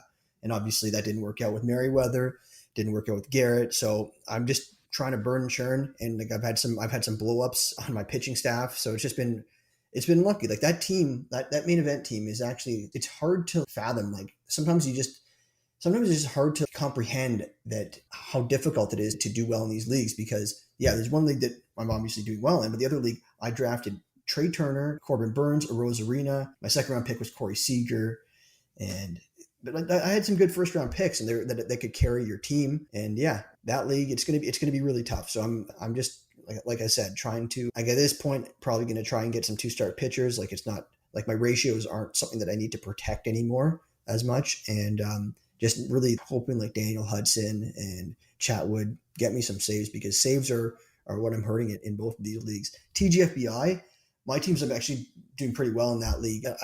I'm almost at a point where I can't even drop anyone off my team. So I haven't needed FAAB. I'm good with saves. Like as long as I don't get hit with like 2 big injuries, I think I'll be okay in that league. Even though I don't have that much money left, I'll probably miss out on the Vidal Brujans. Like I'm not going to get him, but I think hopefully like it's just about staying healthy, like it is in a lot of these leagues. That is the common theme of the year for sure. I think with a lot of this too, if you've spent quite a bit of money on a particular team, it depends on why you were in that spot. If in my auction championship league team, I've spent over half of my FAAB as well, which is not something I'm comfortable typically doing, but I had injuries. I had to replace guys. Now, if those guys come back, it's a big if with someone like Christian Yelich, who in particular I'm waiting for. And he rested again today. He did pinch hit. I was very glad to see that he pinch hit. At least it meant he wasn't having spasms again today. But if he would come back, he hasn't played. For all intents and purposes, he hasn't played this season. And what would you spend in FAAB if Christian Yelich became available on your wire this week? So if he comes back, I'm sitting perfectly fine in FAAB because I would have spent it all this week to get him anyway with what I've added up to that point. So I think that's And maybe I'm just rationalizing to feel more comfortable that I've spent over $500 in that league, but I felt like I had to do it. I had to piece things together as guys were injured. Yeah, I've spent a lot of money. That's something I'm learning this year. Like, I think you learn something every year. Last year, I alluded to it. My lesson last year, and I didn't play in any FAAB leagues last year. Like, I'm relatively new to the NFBC game. This is really my second year playing in it. So you learn a lot, and I'm trying to absorb from all these great players like yourselves and everyone else I talked to on my podcast. The thing I learned was just like investing way too much capital on young starting pitching last year and putting too much stock in them. So I was big on Gore, Pearson, Howard. That blew up on me. And this year you're finding the same thing. It's hard. Like even the pickups, like you got McClanahan, he's been okay, but he hasn't been worth, like so far, he hasn't been worth what you paid for him. Logan Gilbert, same idea. Like I got him in a lot of draft champions leagues, but he hasn't done me any favors yet. A lot of other guys, like that, but on the flip side, and like last year on the flip side of those three guys that I mentioned that didn't do me any good, you had Tristan McKenzie, Ian Anderson, Sixto Sanchez. Those were guys you're getting like past pick 500 in these draft champions leagues that actually did way better than the guys you were drafting in like as starters almost. And this year, just to add on to that list, like Weathers has been probably the best out of the bunch. Gore, again, like I don't really have much faith in what the Padres are doing with him. Lynch, another example. And then even to a lesser extent, Bailey, Ober, and Tyler Ivey that recently got called up this year, both like exciting prospects, had poor first outings. So it is really difficult to hit on these starting pitcher prospects. And just my lesson last year is not to put as much capital into these starting pitching prospects. I know that if you play dynasty leagues, they're much more coveted, but in these redraft NFBC leagues, and that's a problem. And then this year, my lesson was probably be a little bit more patient in the FAAB when you're fabbing for saves, because you get nervous in these leagues that you're just like, oh my God, I got no saves. But really you got to stay calm and not overspend on things that aren't sure things. So those are my two lessons that I've learned so far, and I'm still learning. That's the key, right? Yeah. To keep learning every week that you play, every year that you continue to grind at it. So that's probably the best advice that we can give to anybody is don't get discouraged just because you didn't do well in a league one year. Figure out why you didn't do that well and make those adjustments next year. Because obviously as things change year in, year out, whether the ball is changed or the mound gets pushed back or whatever, things still find a way. We're all playing the same game. We're all playing with the same players, the same formats in each league. We're not playing by different rules. So if you learn what you did that got you to where you need to be or where you wanted to be, but you didn't, it's good to recap yourself at the end of the season and don't just say baseball's over come October. Make sure that you're recapping with yourself and you're not. I know you guys did a lot more drafting than I did in, say, November or December, but not a lot of people do that. Not a lot of people get right back on the horse. I think that's great advice, to just make sure you are learning your lessons each year and taking it home with you. All right, Zach, that was awesome. Thanks so much for that insight. Appreciate it. Hopefully everybody listening took a little bit more from that. They can take home with them and apply it if they're in the same situation as you in a couple of their leagues. Or Kevin, the same thing with your auction championship league. I want to ask you, what are you looking at when you're trying to identify whether or not a player is getting lucky on their hot streak versus an actual skill change that they're going to hold on to?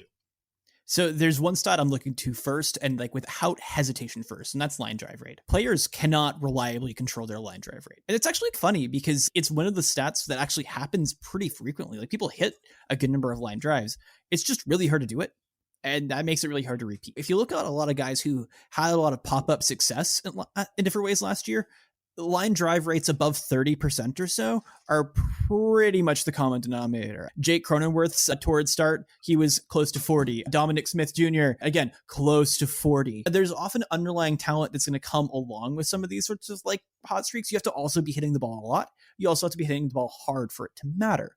But that's definitely the number where I'm looking to see, is someone putting it all together, or are they maybe producing a little bit above their pay grade? So that's the first thing I'm always going to be looking for. The other thing is, if you're just like looking at purely home runs, those are really rare events, right? So like maybe just go back and check, like, what do those home runs look like? Did they squeak out the fence at 325 feet? Like, or did a guy crush a couple home runs and has also had what you'd call an acceptable contact rate, is striking out some number you could stomach in general? Because like home runs are themselves outlier events.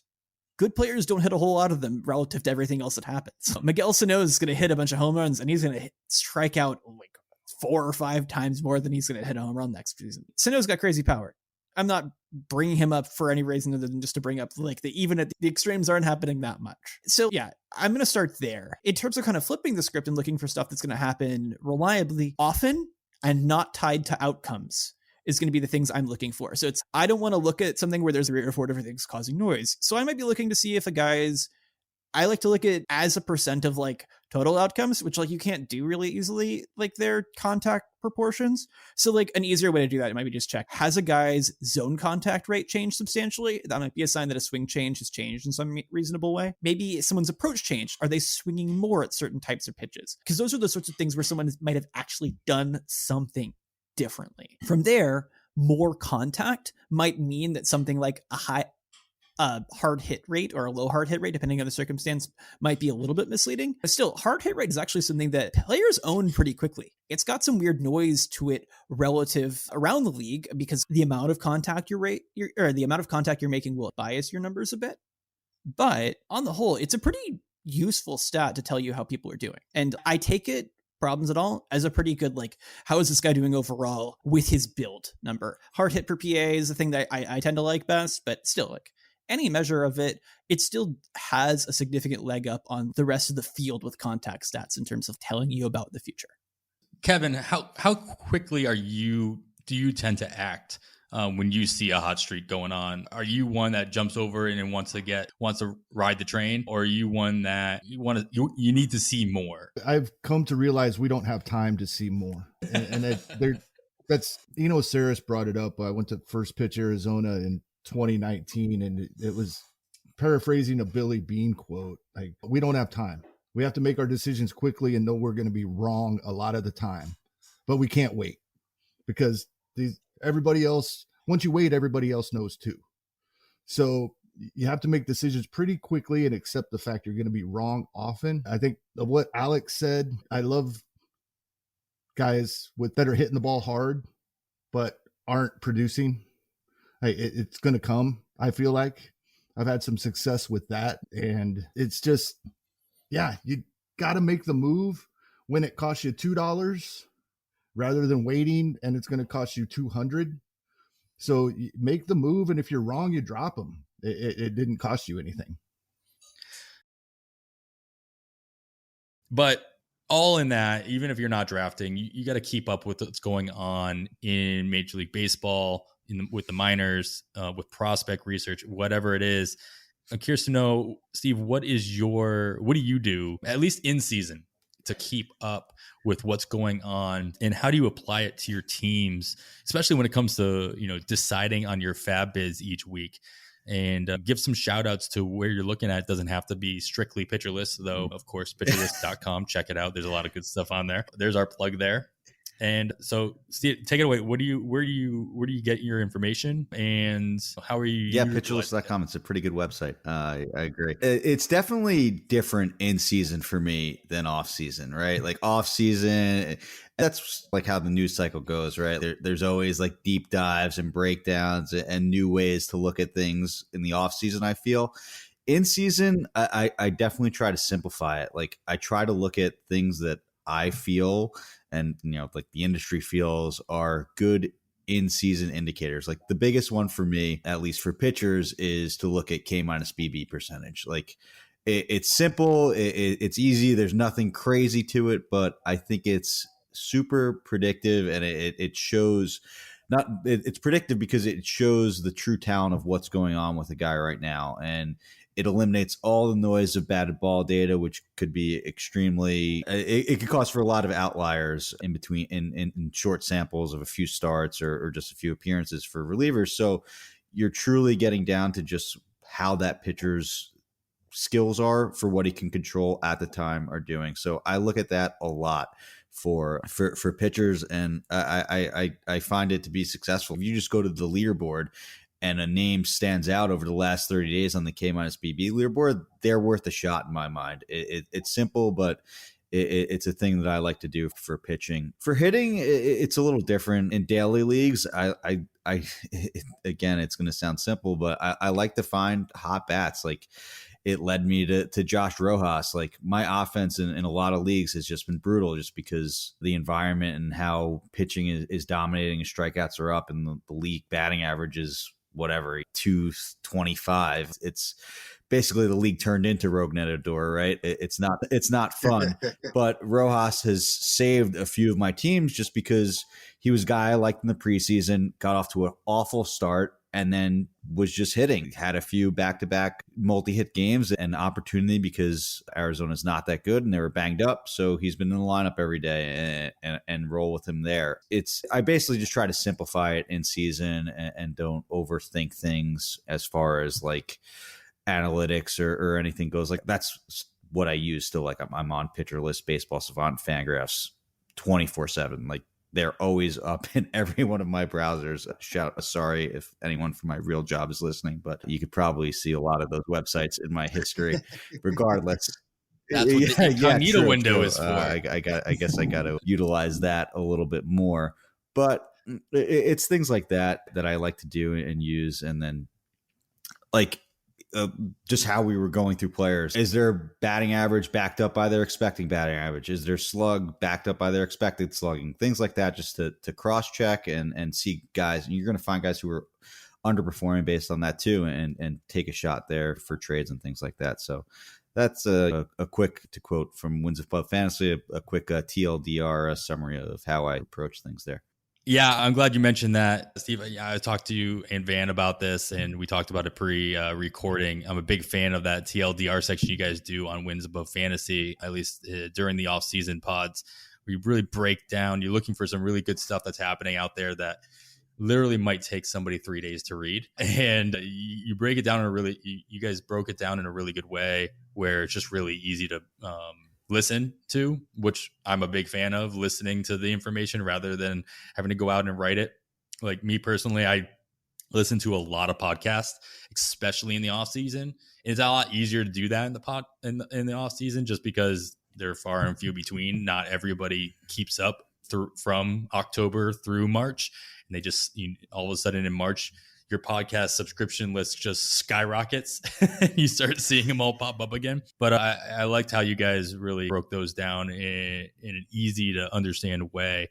And hopefully you guys will bring those back at the very least as some really good stuff starts popping up in the industry, probably in closer to the off season, as we have more data to work with. Kevin, do you have any sources that you're willing to divulge? I know that on a regular basis, of course, we always shout out Vlad Sedler for his fab work he's done over the years. But is there any sources out there that you are, I wouldn't say reliant upon, but ones that you trust more than others that you're watching on a regular basis? And we might all have 500 people we're following on Twitter, but in the back of our heads, we are waiting for the handful of Twitter producers out there to put out some good information that we can really lock onto. Who are you relying on the most, especially in season?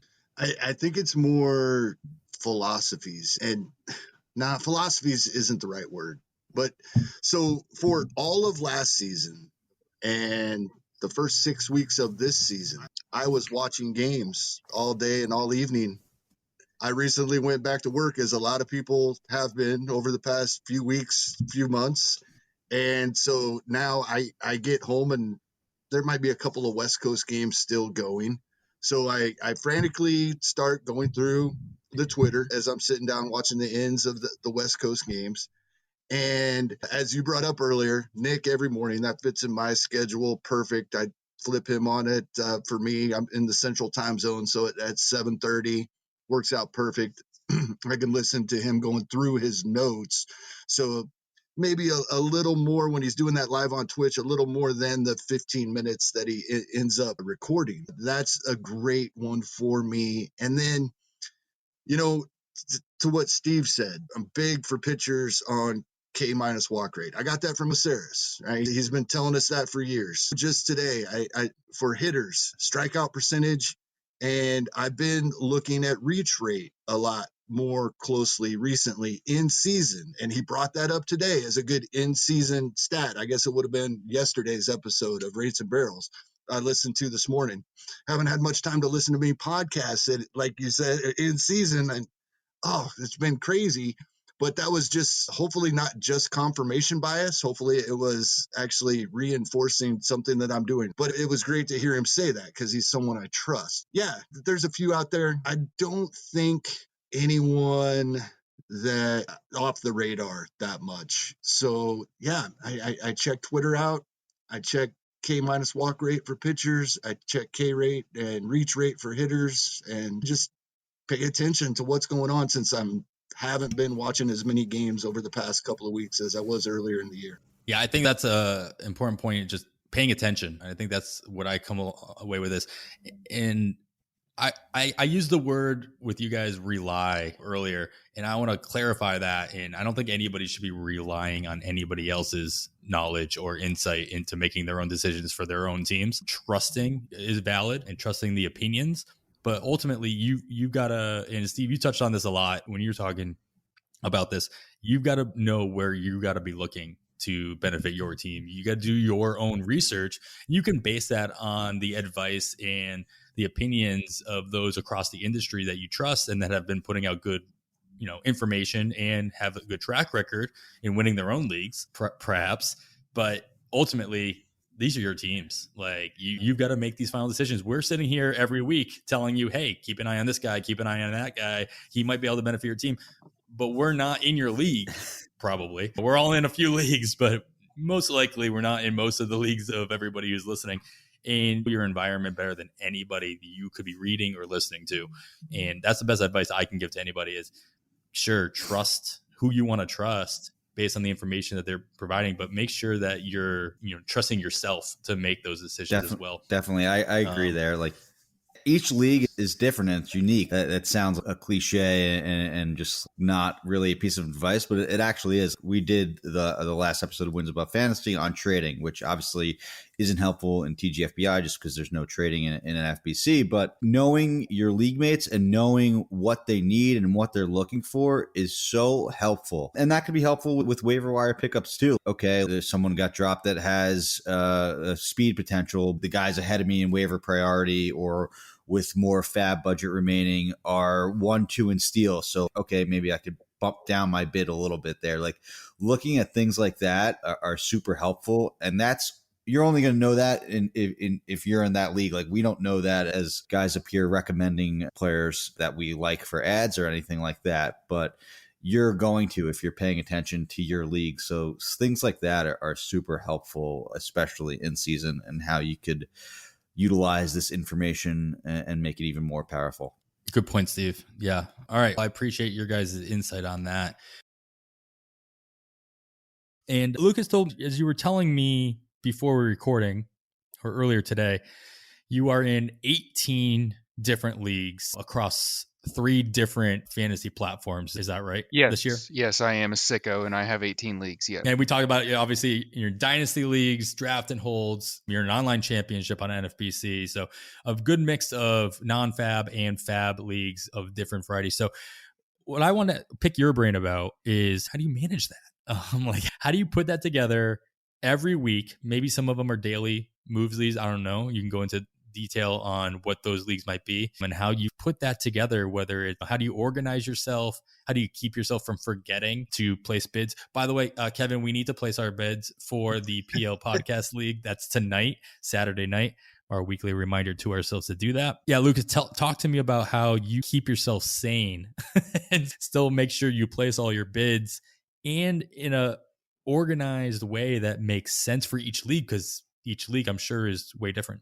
Absolutely. So Lou Landers, my podcast host, and I, we do our Saturday show of the waiver wire. We're really researching names starting on Thursday, a little bit Friday, email each other the list, and we pretty much know for the most part some of the big names. Now, the nitty gritty starts really on Sunday for me. The past few weeks, I've tossed in a handful of teams on Saturday in the really deep leagues where things just really aren't going to come up. On Fantrax, I've got a couple of 20-team dynasty leagues, and let me tell you, there's just not a lot out there. If I have a spot that's opened up, sometimes I'll just use James Anderson's prospect list from RotoWire. Just look at that. Maybe throw a name or two from there. But those 20-team leagues, there's really not a lot. So it's 5 to 10 minutes sometimes. Now, I have 2 teams on Yahoo. One is a $100 pro league. It runs every single night, and I only maybe make a move in there every couple days. Just if I pick up a streamer, then I'll just cut him and backfill it. So that's pretty simple there. So that's all of Yahoo. And then on NFBC, I have my TGFBI and my online championship. Before I even start looking at players to pick up, I follow some tips I've heard from Scott Genstead. I just pretty much try to set my roster for the next week, see who my cuts are, see who my injury cuts are. I'll have anywhere between 2 to 4, maybe 5 cuts at worst. I had an injury week that happened. And I really just tried to use their software to my advantage. Just copy the bids, change out the drops. If I'm dropping an outfielder, pick up only an outfielder. If I'm dropping a pitcher, pick up a pitcher, and just try to be strategic about it. And I'll throw about 7 to 10 names for each drop just to get somebody in that spot. So the NFBC is the quickest just because their software is immaculate. On the Fantrax side, that's when it takes me a bit of time. I can see Kevin wincing out here.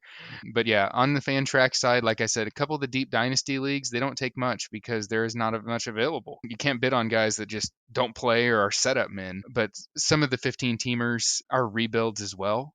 So I'm really just sorting by, like I picked up Garrett Cooper or Jason Hayward just to be able to hopefully sell them off for some draft capital. So yeah, the NFBC and the Yahoo are pretty straightforward, but the Fantrax, that's where I'm spending about an hour and a half to 2 hours on Sunday, just going through slowly and carefully and just churning it out a little bit. That's good. Kevin, actually, you know what, Kevin, I haven't asked you this in a while. How many leagues are you in this season that use FAAB? That use FAAB, 8. So in the majority of them on NFBC, you have some Fantrax as well, I believe. Not in plus our Yahoo one. And Fantrax, NFBC, and my 3 keeper leagues are all on CBS. Okay. And our Yahoo. So you're juggling 4 different formats or 4 platforms as well. As everybody knows, the Yahoo one isn't being juggled. You can only handle 3 balls. Yeah, that 4th ball. Sorry. No, and the CBS ones, fortunately, or unfortunately, but for this topic, fortunately, 2 of them are daily FAAB, and 1 is either 3 or 4 days a week. So I don't have to worry about them as much on Sunday. What I do with those on Sundays is just double check that there weren't any new injuries that I wasn't aware of, to make sure I'm going to be able, because we do still set our lineups on Monday. As Lucas said, I love NFBC for FAAB. They make it as easy as it could possibly be. Fantrax, and I don't dislike Fantrax as much as I hear some others. Agree with you, Kevin. As FAAB bits. However, it is difficult, and it is easier to make mistakes on Fantrax. So that I spend a little more time double checking everything. I have learned on Fantrax not to just make a drop earlier in the week before I put my FAAB bids in, because that makes it easier to do conditional bids if you have the same drop. If you have an open spot and then you put things in the wrong order, it ends up screwing everything up. So I like having the same drop for a few bids, so then it works like NFBC does. So that's one little tip, is if I know I'm going to drop somebody, I don't just do it. I save it until FAAB. But for the most part, and then we've talked about my Fantrax leagues are a couple hours after NFBC on Sunday nights. Not only does that give me a little more time, but it gives you a little time to check some things out and adjust your bids if you think you want to. Yeah, it's always a good topic. Yeah, as far something I like, I'll throw out there is like how, like, when you guys are in a pinch, like how often do you end up making mistakes? Like Kevin, you alluded to, it's easier to make mistakes on Fantrax format.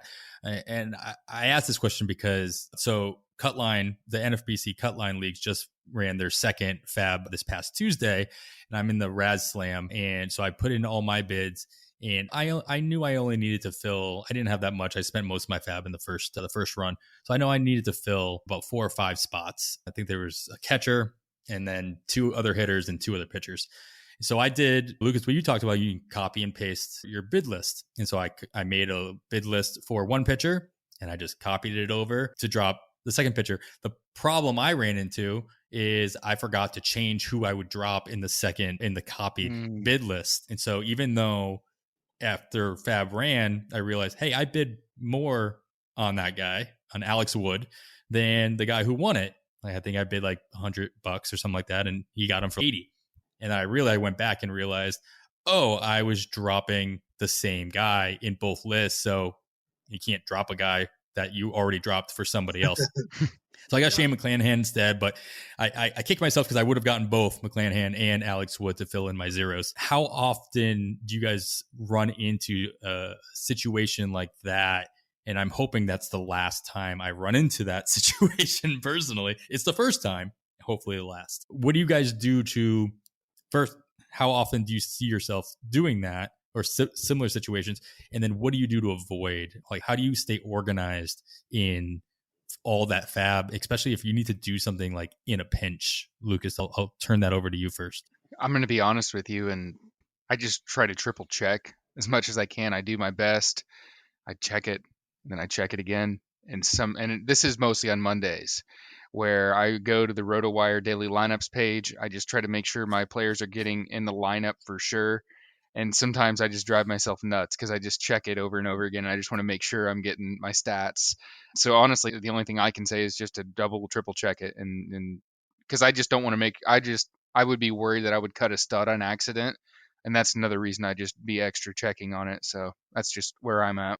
Yeah, Lucas made a great point earlier about starts with his cuts and then ensures that he's adding the correct position.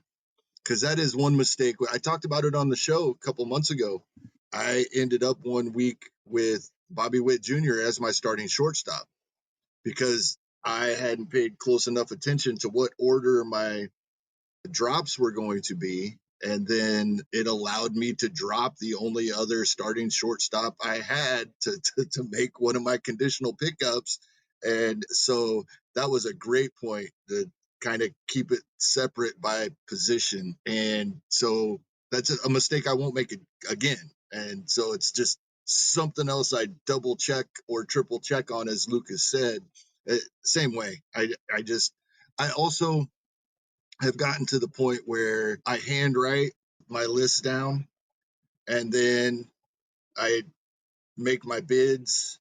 And then, as you say, Adam, in a pinch, I look at my handwritten sheet to make sure I'm not screwing in something else up when I make that change. Yeah, that's great. Actually doing it separately off of the program, I've heard a lot of people say that makes a big difference for them, whether you're handwriting it or you've got your own spreadsheets that have your rosters and your bids from previous weeks in there. Whatever works, separate.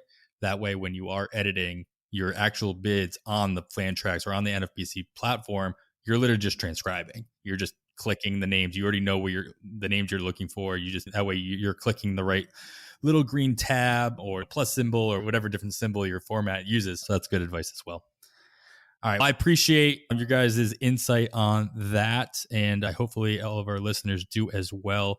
FAAB can be a fickle beast for sure. And as we always say, it's a grind. You're doing this every week. And if you're not doing it every week, typically you're starting to see yourself slip a little bit. There's going to be weeks where your roster is completely fine. And I know in a couple of my 12 teamers, I've not bid anybody. I felt the pressure to make a bid every week, but no, you guys are doing good. We're just going to let it ride this week. To add to that point, Adam, I'm not sure if he said it on this pod. I listened to so many pods. Like I said, I heard the great Deadpool hitter basically saying you can spend $1 to $6 just doing your upgrade, but you could be doing yourself a disservice there while spending money in the process and spending time away from your family. We only have so much time, and you're going to spend that time there, and you're going to make it so maybe your mind isn't as active come August and September too.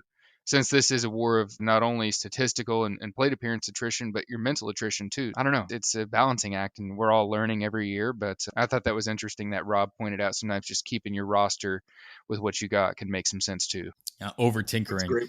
Yeah. Kevin talks about that, especially with when you're specking bullpen pieces a lot. What's the point of picking up a different bullpen piece that's not closing games to replace the guy I already have that's currently not closing games? So that's a good point. Over tinkering can end up being a problem. Hey, Alex Fast here, and thanks for listening to this podcast on the Pitcher List Podcast Network. If you're a fan, consider supporting all of us by getting a PL Plus subscription, where you're going to get an ad-free website and get access to our Discord, where you can talk to all of our podcast hosts and staff. Plus, you can hang out with our incredible Pitcher List community. It's basically a baseball sanctuary year-round for as low as $8 a month. You can sign up at pitcherlist.com/plus, and you're going to get your first month free with promo code podcast. Also, don't forget to check out everything else we do as well, from YouTube videos, live streams, newsletters, off-season articles, TikToks, breakdowns, over 15 baseball podcasts on our network. We can't stop talking about baseball even during the off-season. So sign up for PL Plus today at pitcherlist.com/plus and use promo code podcast to get your first month free. All right. Thanks for listening. Let's get back to the show. So, as I mentioned at the top of the show, Vlad, I wanted to take this time to pick your brain just a little bit about you've developed quite the reputation for yourself, both as fantasy player, being very successful, but also by having the FAAB Whisper nickname bestowed upon you, and which is amazing. But I'm curious to know, that doesn't come overnight. Something like the success doesn't come overnight. The reputation obviously is built up over a long period of time. And I'm curious to know, what are some of the things that you've taken away from season after season of playing that you've learned that you've been able to take into the following season and make adjustments that have allowed you to fine tune your game? Are there like a couple of like key points that like really stick in your mind that you've been able to take with you from season to season? Yeah, I think the very biggest one is the philosophy on looking at FAAB as what you're expecting to happen as opposed to what just happened, because it's very much human nature. It's built into us to overreact to recency bias. How many times we've seen somebody hit, Patrick Wisdom hits 4 home runs over the weekend. All of a sudden he's going for 4 times the price we originally projected. And this happens every week. And if you played fantasy for a lot of years, you continue to see it. The problem is a lot of people can't get over that hump of not wanting to chase either the shiny new toy or the player that just went off, and being able to shift that into looking in the context of what is to come, and to looking at more important things like playing time, where they're hitting in the lineup, who they're facing, what their schedule is, which obviously you guys do a great job of that here on the podcast. I know Kevin's a pretty good fabber himself. So all those things, looking forward as opposed to looking back, and really being cautious with how you're allocating your funds. You don't have to be super precise, and like the Ariel Cohen, for example, has like his per week budgeted amount like scheduled. Like he's really fine tuned in the math side of things of how he allocates his budget. I don't do that as much. I of course want to save a certain amount for the stretch run, for after rosters expand, and even for after the All-Star. And I feel like this is a season even more so. Like this year, for example, the big adjustment is not overspending now, because I know I'm really going to need this money for the last couple of months, because of the frequency of injuries, because of the wildness and madness of the season, and the fact that I don't have an IL and I want to be able to field a full lineup. But it all starts with not overpaying for last week's flavor of the week and looking ahead to the schedule, even a couple weeks ahead. Who's facing some bad pitching? Who's got strong platoon splits? Who's facing a bunch of lefties coming up, and they're a hitter that happens to crush lefties, so on and so forth. There's really so much to it, but I think that's where you start. Yeah, it's good. Vlad, when you have to make those adjustments in season, you're talking about your plans to make adjustments this coming season through injuries and what have you. Like in the past, and we'll cut out 2020 because the adjustments for 2020 were different than every other year. But in the past, what kind of adjustments have you found yourself having to make in season to your FAAB strategy, if any? And as a whole, when do you typically find yourself having to make those strategy adjustments? Is it like an early going, like something happens early on in the season, you have to completely flip, or is it more of a late season stretch run kind of adjustment? I think it starts in the draft. Like I think over the last few years, I want to make sure that I'm comfortable with the pitchers on my squad, and I'm more comfortable drafting good pitchers early because I feel like they're a more stable commodity, of course, until they get injured, and then that's that. But I want to not have to force myself to stream bad pitchers. And it's something that even all these years, I can't get over it. I'm still get lured in and suckered into those guys that are like, oh, this guy just came up. He's going to be great. Like Corbin Martin last month, for whatever reason, I just wrapped my head around the fact that this is it. He's just going to run with it the rest of the year. And he crushed me and then got sent to the minors. And had I not got hit by a couple of injuries at that point, I wouldn't have even been in a position to have to draft a rookie, to play him on a 2-step week where he didn't even get the 2 starts. And so had I had some bench depth there, I would have been able to do that. Instead, I had Carrasco and I had Sixto, these guys that I'm waiting on, and I didn't have a solid guy that I could plug in there. So some of the adjustments I feel like starts with draft and building a quality team that addresses your weaknesses. So you're overcompensating for those weaknesses. As for this season, my adjustments have been really lowering the amount I'm spending and putting in more dollar bids. Like over the years, I never put in a dollar bid because usually I'm most teams I have higher in the standings, which means if I put in $1, someone else puts in $1, they're going to get it because they're lower than me in the standings. So I'd always start with a $2 bid. But even now I'm shaving and chipping away. I'll put in 8 guys under my conditionals and make a bunch of them $1. And hey, shockingly enough, the bidding activity isn't so heavy where I'm actually getting some of these guys for $1. So saving money has been a big strategy for me this year. Kevin, I'll flip that question over to you as well. What adjustments have you found yourself having to make, especially in a TGFBI, where I know you've been very vocal about being very active, but yet still not being able to jump over that barricade of at least that one team. But what in all of your FAAB leagues, have you found yourself having to make adjustments different than what you thought you were going to have to do coming into the season? Yeah, I think what I took away from 2020 was it was a lot easier to let guys go. And I'm trying really hard to carry that over. I still have some guys that I probably should have cut long ago, should have let some of these stashes go.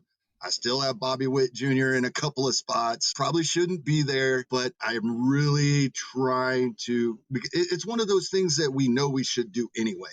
Last season, it was much easier to do, and I'm trying to continue to bring that forward, letting guys go. Like Vlad brings it up all the time. This isn't season-long fantasy, is actually 26 individual weeks of fantasy, and trying to concentrate more on that aspect. That's really good insight from both you guys. Appreciate it. Speaking of spotlights, we're going to talk about one of our focus topic of the weekend. And it goes back to what I mentioned in my introduction of Paul, what is your exact standing right now in the main event? Yeah, I'm currently 16th. Okay. All right. So you're definitely within the top 20. Right. I think you were a little higher a couple weeks ago, so you're moving around. Yeah, moving down.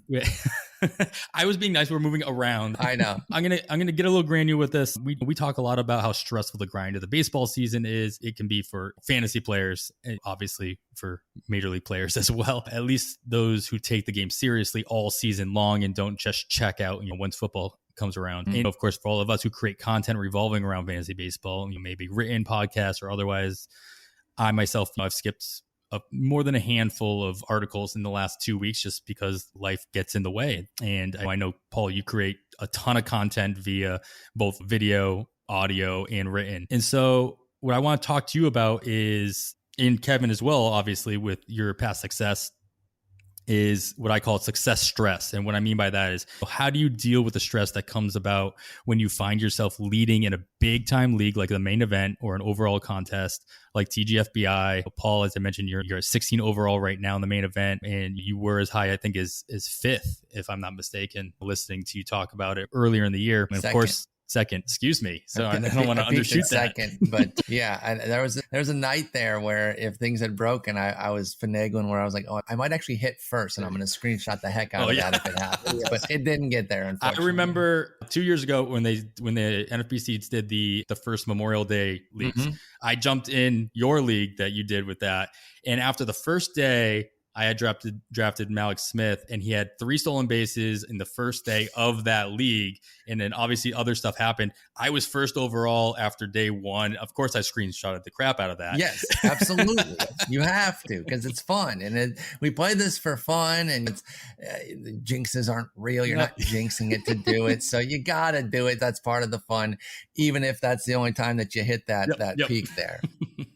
But I want to talk, like, how have you been, or how will you continue to keep yourself focused, and so that you aren't taking it for granted where you are in the standings, and just, I'm just happy to be, like, how do you avoid just, I'm just happy to be here mentality, especially in such a large league like the NFC main event? Yeah. And I think part of it now is the fact that I've been there all year, that I'm not about just happy to be here now. I want to do something big with it. And I think it'll be interesting. For me to talk where I'm at now, going through it, versus Kevin having been through it. A couple of things I'm trying not to do is totally live and die with every plate appearance and inning thrown.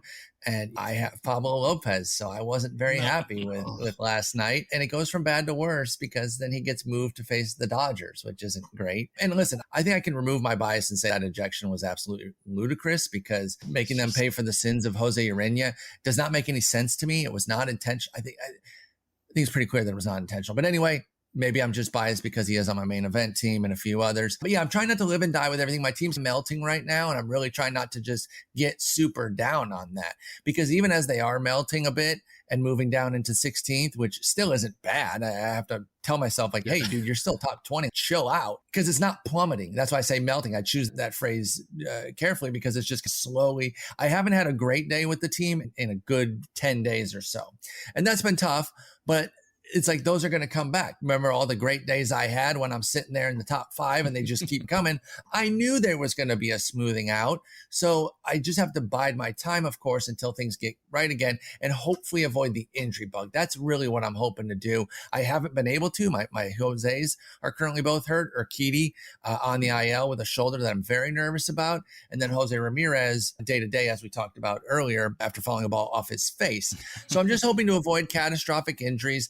I don't want to overmanage. I'm not concerned about becoming complacent. That's definitely the last thing that would happen with me. I've got an obsessive personality, so I'm more inclined to go the other way. And I don't want to overthink everything and over tinker. I want to do the moves that I think I trust and go with it. And some things aren't going to work out. I think that's one thing that a lot of people need to understand, is that you make a lot of bad moves over the course of a season.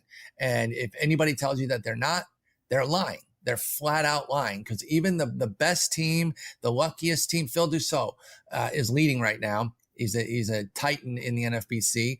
Guarantee he'd tell you that he makes a bunch of dumb moves. I'm not shading him. I'm just saying, because there's no way not to. We're making far too many decisions for them to all be perfect. The game is so too you long. have to be okay.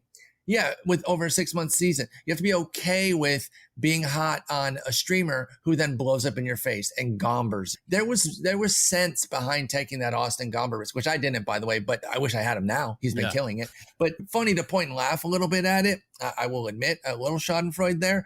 But when you looked at it, there was a lot of reason to go for him. He'd been pitching well, and he was 2 on the road. The Giants are difficult, but nobody expected 9 earned. And then he had Arizona. So there's going to be mistakes. You have to roll with those punches. There's going to be some dumb luck. There's going to be some well-placed decisions that you're like, hey, I did that. I might have had a dumb luck one. I went with Waino and Coors. I feel like the way he's been pitching, the defense that he has behind him, the fact that the Rockies actually suck. I know that Park is undefeated, and it was very dangerous to do that with a contact guy, but I went with Waino and Coors, and that worked.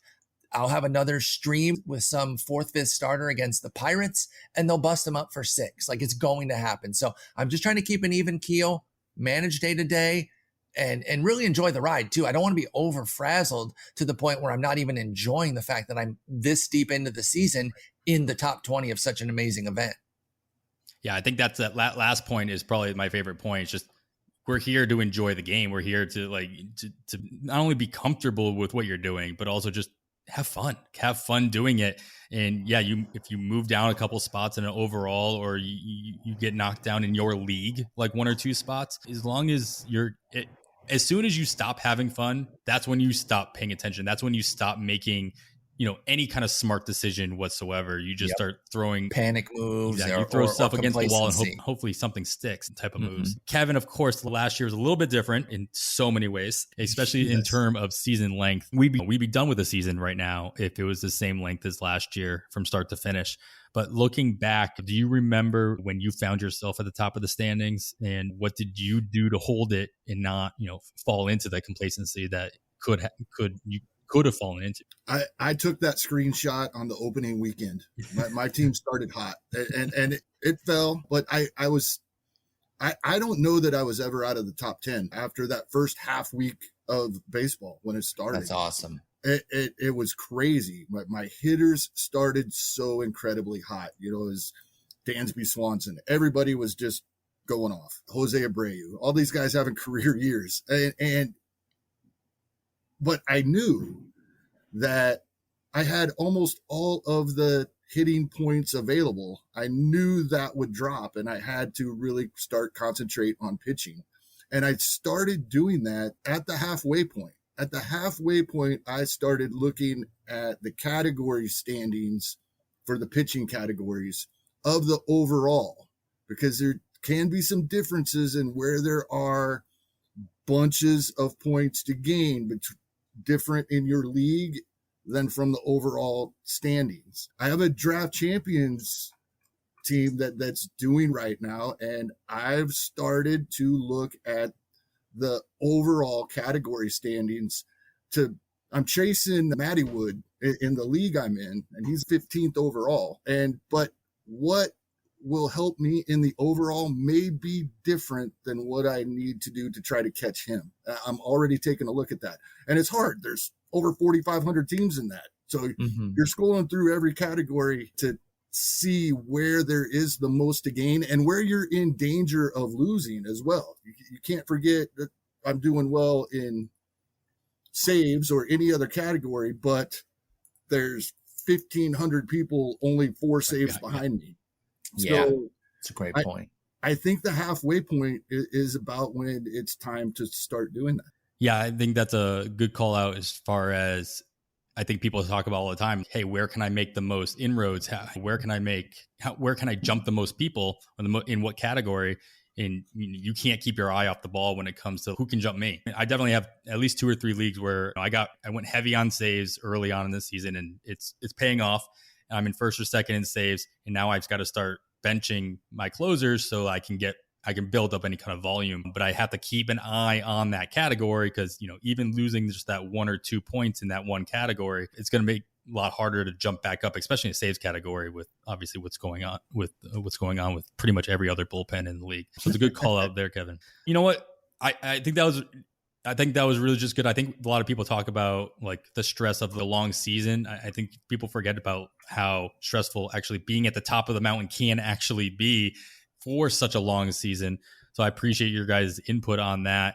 And Paul, good luck getting back up to second overall and hopefully first overall as we get to the end of September. That's the ultimate goal for everybody. And it sounds like we have a little bit more of a road to repeat as TGFBI, but there's still 3 months to go. There's still lots to do.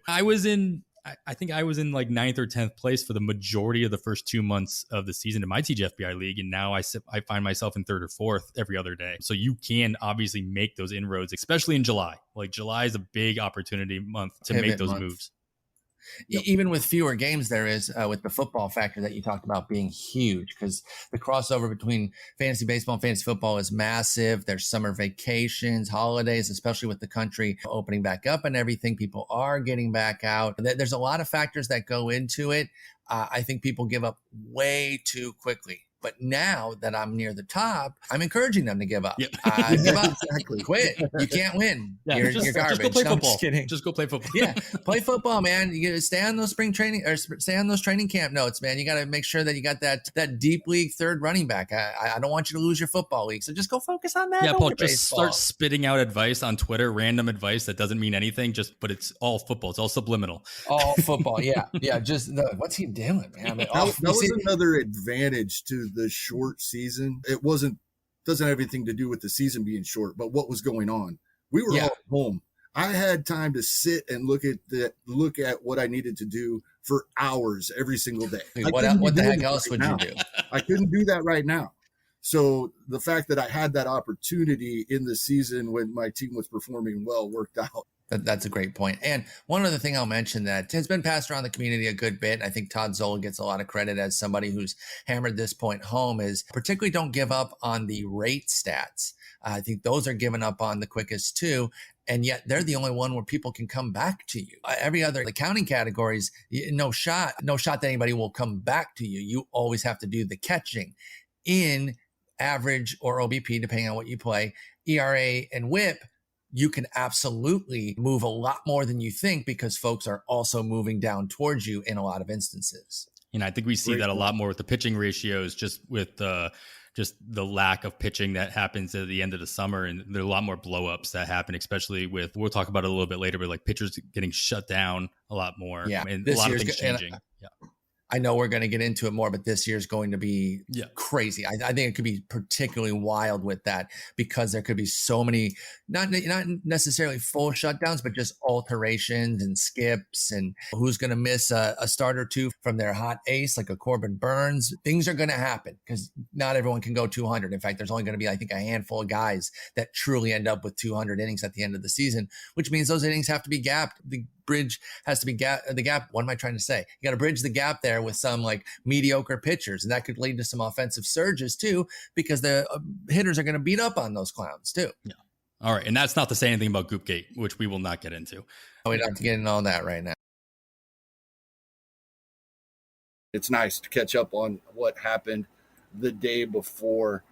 Lou, we usually do a focused topic, and for the last 3 to 4 weeks, it's been similar, and I'm keeping it there since we have you with us tonight, because you are the perfect person to ask about this as much as you do, especially with football coming up. With it starting, we have holidays, we have the All-Star break. We've been talking about this recently about staying focused, but not only how do we do that and stay focused ourselves, are there anything we can do other than staying focused ourselves that help us take advantage to those that start not paying attention? I mean, I can only speak from experience, right? Staying focused, something that really you and only you as a person can control. Either you do it or you don't. But from a taking advantage of others who kind of lose the focus standpoint, for one, I mean, there's probably going to be less people bidding on players as the season goes along because of that. So those people and owners who have checked out won't be in on those players as much. Also, in those roto leagues especially, you're going to want to check who's kind of faded out a little bit, who's not making as many moves, who might have dead spots in their lineup. Look at where they are in the standings. Are there categories that you can make moves to help you pick up those points in those specific categories? Because there's still a lot of baseball left and a ton of room to move up in particular categories. Not the ratios as much, but runs, steals, saves, etc. People you're chasing aren't putting forth their best effort, and you're going to make some ground up. Yeah, and we had Father's Day 3 or 4 weeks ago, and then of course 4th of July last weekend. We've been talking about this quite a bit.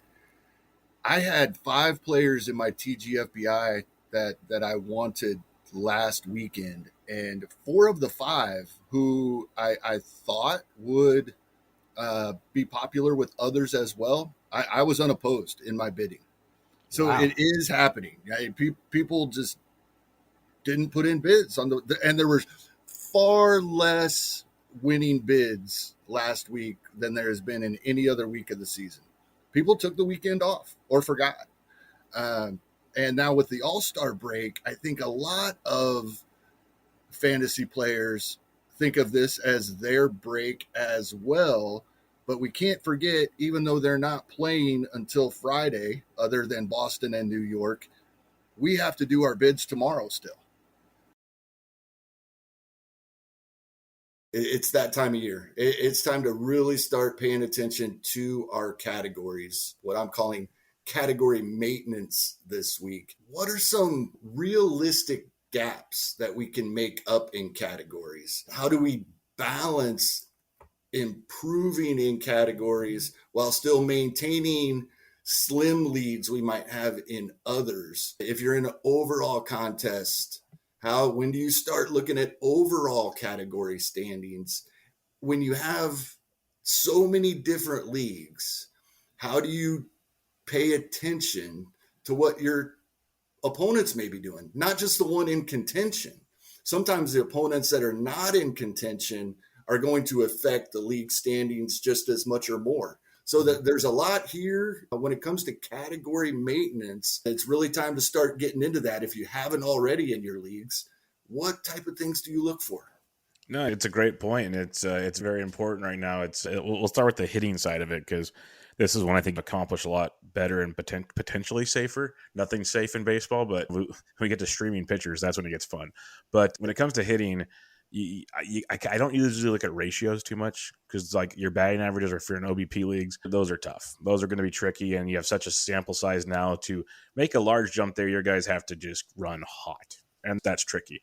You can do it, but it's tricky. But you can look at your home runs, your RBIs, your stolen bases, your four of the main categories in a roto format. And you can definitely make up ground. Like one thing, Toby Batflip Crazy, he's a genius when it comes to fantasy in general, but working the waiver wire and everything. And he's taught me some really good things. And one thing is, when you look at your standings and say you're like in 5th place in a category or something, and you're 40 home runs out of first place, that seems like a big gap. And it is. But at the same time, think about there's 2.5 months of the season. That's 10 weeks. If you can make up 3 home runs a week, you might not get to first, but you might go from like 5th to 3rd or 2nd, which that's 2 to 3 roto points. And it also knocks people back. So it could be like a net result of 5 roto points in the grand scheme of things. You got to look at it in that big of a picture. And you can do that for all your categories. So you don't have to, you're never going to take off that big chunk at one time. And that's why when we talk about some players coming up here in a little bit, it's like they're not the sexy names, but they're guys that can chip away at things for you.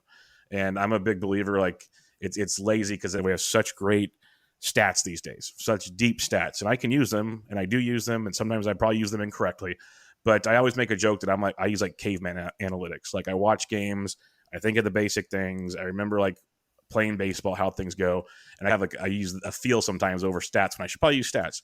But when you can do that, you can pencil in like guys that are on streaks, and you can stream hitters that way. I think you can get more effective. Like I mentioned Jock Peterson earlier, you can do stuff like that and take chunks out that way.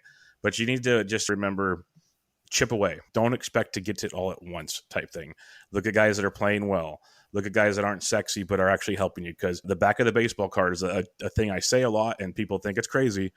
But if you believe in the player's talents, barring them just like getting old and falling off a cliff, the beauty of roto baseball is everyone slumps throughout a season all the time. There's not one hitter that'll, like maybe Ted Williams or Tony Gwynn. There's not many hitters will not slump, period. But at the end of the season, they'll be pretty close to the back of that baseball card. And if you can get those numbers, that's a beautiful thing. Luckily, nowadays, we have rest of season projections on FanGraphs. You have 4 different awesome sources. Use those. Like that at least put you in the ballpark. And most of those projection sites, they're all very like timid, and they're very cautious in their numbers. So a lot of those guys might overshoot those. Use stuff along those lines. I hope I didn't go in a massive circle there trying to explain it. But I guess if I had to have one like major thing is, look at your standings, look at your competitors if you want. I usually don't worry about the competitors that much, because if I can't get it done, then it doesn't matter in the long run to me. But I get looking at them also.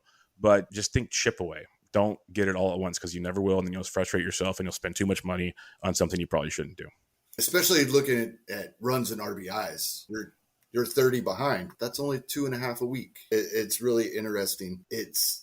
There's so much to look at if you're really want to dive into it, I think. And especially if you're in an overall contest, right? It's time to start looking at that if you think you can make a run, but then you're talking hundreds of spots you can move up. I was looking at one yesterday, and one of my DCs it's still outside the top 100, but it's been performing really well over the past few weeks and moved up quite a bit. And 3 runs will get me hundreds of points if I can make up 3 runs. It's really interesting to start looking at some of that type of stuff this time of year. And ways to if you're seeing stuff like that, it's okay. You might not have to go crazy and acquire certain players or target certain things, but something as simple as, hey, this guy has 7 games next week. Like he's got those extra at bats, that adds up. Or, hey, we talked about Adam Eaton, he's hitting 7th. Well, that's not his ideal. Let's look for Victor Reyes, who's going to probably lead off when he plays. And that leadoff guy, how many more times does he usually score than the 7th place hitter? Little things like that, you'll make up 3 runs in no time as the season goes on. I think that's the way to look at it, like you said, in the overall competition. And also when you're looking at the stats, like you can be realistic with yourself and go, okay, like catching up in stolen bases is going to be a large task compared to maybe getting runs and RBIs. So let's approach this a little better. Don't throw away stolen bases. Don't just give up on it, but maybe put some more focus on this direction if you're going on FAAB or something. So you can do those things as well. Yeah, absolutely. Great points, Bubba. Thank you so much. But for right now, like I talked about at the beginning of the show, we have Lauren here on the show, and Lauren does a fabulous job of covering multiple sports, specifically, at least at this time of year, football and baseball at the same time, at least between August and September. And I don't envy, I said this before we started recording, or I don't envy that. It's not something I'm interested in. I've done something I've been very proud of, and I've avoided fantasy football for altogether. Since 2012. Like I feel like that's altogether. Since 2000 through 2012, played every year in multiple leagues, and I just weaned it out. And I got sucked back in last year only because I'm in a 3-sport league. And of course, it includes fantasy football. But I have a co-manager there, Adam Slow. It's through Pitcher List. And I just like, Adam, just do all of the football.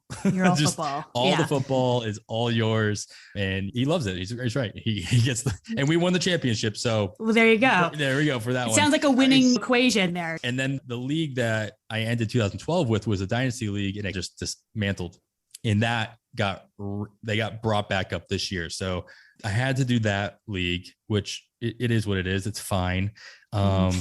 It's fine. Like the Mets, they're fine. I would, but I have no interest in trying to act like I know what I'm talking about when it comes to fantasy football. And I will definitely be putting any and all fantasy effort, at least through September, into my fantasy baseball teams, probably to the detriment of these 2 football teams. So what I want to know from you is, you obviously don't do that. You obviously have enough capacity in your brain that I lack, or at least desire. How do you do it? What are the things that like you prioritize when it comes, at least as we creep into August? Kevin talking about this probably back in like July, as we start talking about hey, this is the time of year where you can start gaining some ground because people start paying attention to football and they stop paying attention to baseball. You don't do that. So what is it what is part of your day to day? Like, how do you stop yourself from just forgetting about baseball and going right to football, and also not letting baseball completely take over when you're going into football season? Yeah, I think it's just, I love both sports. I will say, if I have to prioritize them, and my love is first, it's baseball, and then it's fantasy football, but I do enjoy both. Pass the test. But yeah, I love both enough. And so in that sense, it's easy. But yeah, with my podcast partner, Andrew Seifter, over at Rest of Season Rankings podcast, we do rest of season rankings for both football and baseball. And we also do player notes for the majority of the players, and we write articles over there. And you can check that out at rosrankings.com. But really, it's because we had to prep for this that I probably started football earlier than I normally would if I was just playing. And we started this year in July. We both are a part of the Scott Fishbowl Fantasy Football League, and we've never been. So we were super excited, but that had an early draft in the beginning of July, and we just rolled with football from that point. But it is crazy because that's also, you're looking at the midpoint of baseball, and it is a little bit challenging to switch gears. You can't do this big kind of cannonball dive into football. At least I couldn't. You go slowly, and then you are able to wrap your brain around both sports, if you will. And I think in terms of what do you do, it's best if you can try and keep on top of the news, headlines of the day, injuries, roster moves for both sports. I will break up the day and say, morning will be baseball stuff, afternoon to evening it will be football, and I always circle back and just check on headlines throughout the day. So staying informed, obviously, the more I think you are gaining knowledge, it becomes easier, and at least for me. And so in addition to that, I'm also looking at sources that I trust at this point, whether it's articles, websites, or podcasts that I trust and rely on in terms of information. And I think that's key. Once you figure that out, it becomes easier, but it can be a little overwhelming because I think that there is so much fantasy content out there. And I feel like it's just growing day by day, which I think is great in the grand scheme of things, but it is sometimes hard to swim through all of that. But I think to your point of you're riding with baseball through the end of September, that's what you should be doing. And that's actually a little bit of a cheat code. If you're following both fantasy baseball and fantasy football, now's the time when everyone's attention has turned over to football, is when you really take advantage of your baseball game. You constantly want to be churning your rosters and managing your rosters. And even if you're not in contention of prize or you're not into the playoffs, you still want to be keeping daily track of your baseball lineup, because people will drop players that you wouldn't maybe expect would be dropped. And if you're in, say, a keeper league or a dynasty league, that stuff you can pick up when no one's paying attention, or you want to pick up guys who are doing really well at the end of the season in baseball as maybe a flyer for next season. So that's the time. Now is the time where you want to take advantage, if you're playing both sports, to strategy wise to maximize your potential for your baseball leagues. But it's basically short story long, basically information, staying on top of news, that becoming a habit for me throughout the day. And then it just becomes a little bit easier, and then I'm able to process it easier. Yeah, it's absolutely true that players get dropped and just nobody picks them up. Mm-hmm. I have at least one league where, it's not that I was paying attention to other stuff, it's just one league I just didn't grab guys for a long time. So I'm like, all right, I got to clean up my roster. Yeah. Why is that guy available? Why is that guy available? Right. Why is that? And I realized it's like, all right, this is just that league that people have either stopped paying attention to, or they just didn't prioritize. You're going to have those situations for sure. All right, Kevin, I know you were supposed to have a big draft, a football draft recently. Did you still end up doing one like it, or did you fill it with other football leagues? We still had the draft, just did not gather in Las Vegas. But yeah, it was a good time. I think, at least for me, and like Lauren said, a couple resources you trust and use their information. But for me, I don't feel I need to spend as much time on football as baseball. Mm-hmm. People get upset when you say fantasy baseball is chess and fantasy football is checkers. They get all bent out of shape. But that's not to say it's easier to win. It's easier to play. Mm-hmm. You still have to beat the same amount of people play in the same game you are. It's not easier to win fantasy football. Right. But it's an easier game to play. So for me, it doesn't take me a whole lot of time to prepare, I don't feel. And I've been successful. I used to play as much fantasy football as I did fantasy baseball. Started cutting it way down, got all the way down to one league for a couple of years. And now I'm back up to 4 this season. And I feel pretty comfortable. All 4 drafts are completed, and I feel like I'm going to be fine. But I didn't take 1 minute away from my baseball time. It was making more time for the football. Yeah. And I actually think that's a good point. Andrew and I talk about this a lot, where with baseball it's very stat driven, and you can get in the weeds on stats. Whatever, you can find something that is interesting to you, like you can just dive in and you can go down a rabbit hole for like baseball stats. And it's not to say that there aren't stats in football, there are, but it's more kind of a situational game where it's very much opportunity. Opportunity is king. It's like next man up. It's how does a team context, like what is a team context? Is it a run first team? Is it a pass first team? And it's an easier, yeah, I feel weird saying it's easier, but it is, I'll use it for Just a better lack of a term. There's less variables. Yeah, I guess so. And it's just, whereas I think with baseball, you have a player who has a certain hit tool and tool set. And no matter what team that player is on, he's still going to have that set. And that will either be sky's the limit for him or it will handicap him. But with football, you can have skills, but depending on the team context or just opportunity, you can just be like, boom, like you're the fill-in and you could be like a star. It's just, I don't know. It's different. I don't know how to. It's also the fact that in football, you're playing one team plays one team each week. And in baseball, at the very least, you're playing 2 different teams.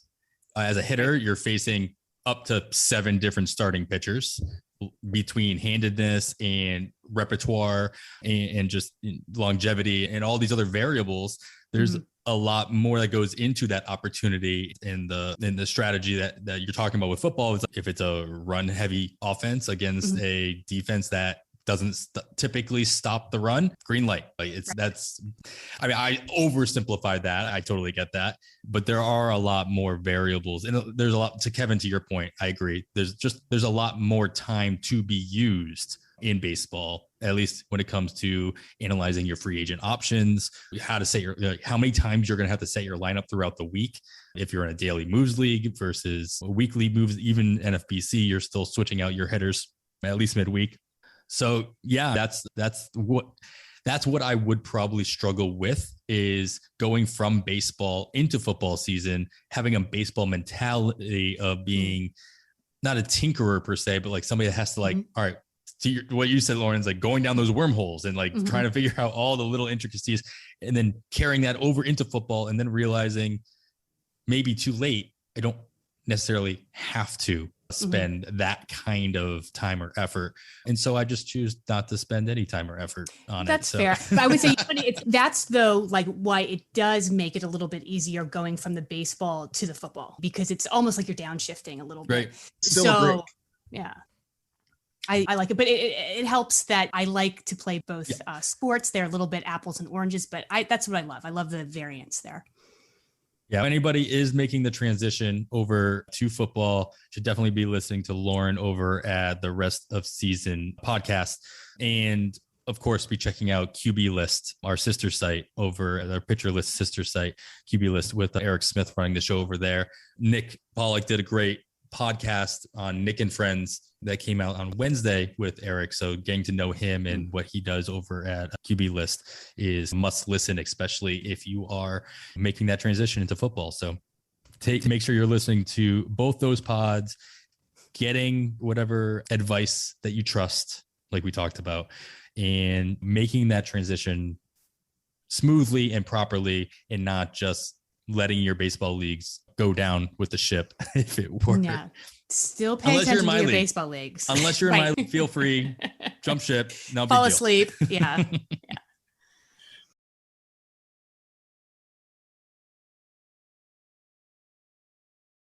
But so I'm going to segue that into our focus topic.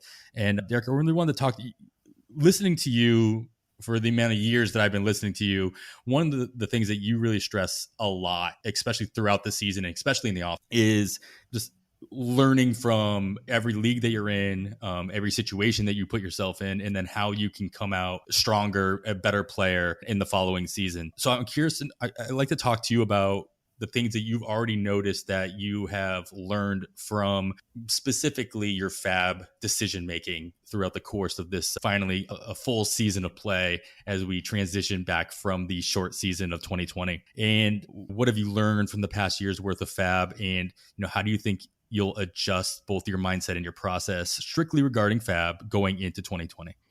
Yeah, I think the biggest thing for me is in the past, I've been a willing participant in Fabapalooza when that comes around, whether that's late April, early May. There's usually at least one weekend. Sometimes there's 2 weekends where you have a nice wave of prospects that come up. And usually I'm willing to take the chance because I think historically I've done a pretty poor job of spending all my FAAB. I've done a better job of that in recent years, but when I first started playing in FAAB leagues, I get into the season, I'd have 20% of my budget left. And that doesn't help you at all. You can't take it with you. So you have to be a little better about spending it. So part of my strategy to spend my FAAB was, I'm not going to spend it anyway. I might as well take these shots on high price prospects when they come up. I think that's still a mistake. And I think the numbers bear it out. I know it's something that Ariel Cohen has written about at Fangraphs. I think Jeff Zimmerman has studied and talked about this before. If you're looking for research from 2 disciplined players who win a lot, that's a good place to start.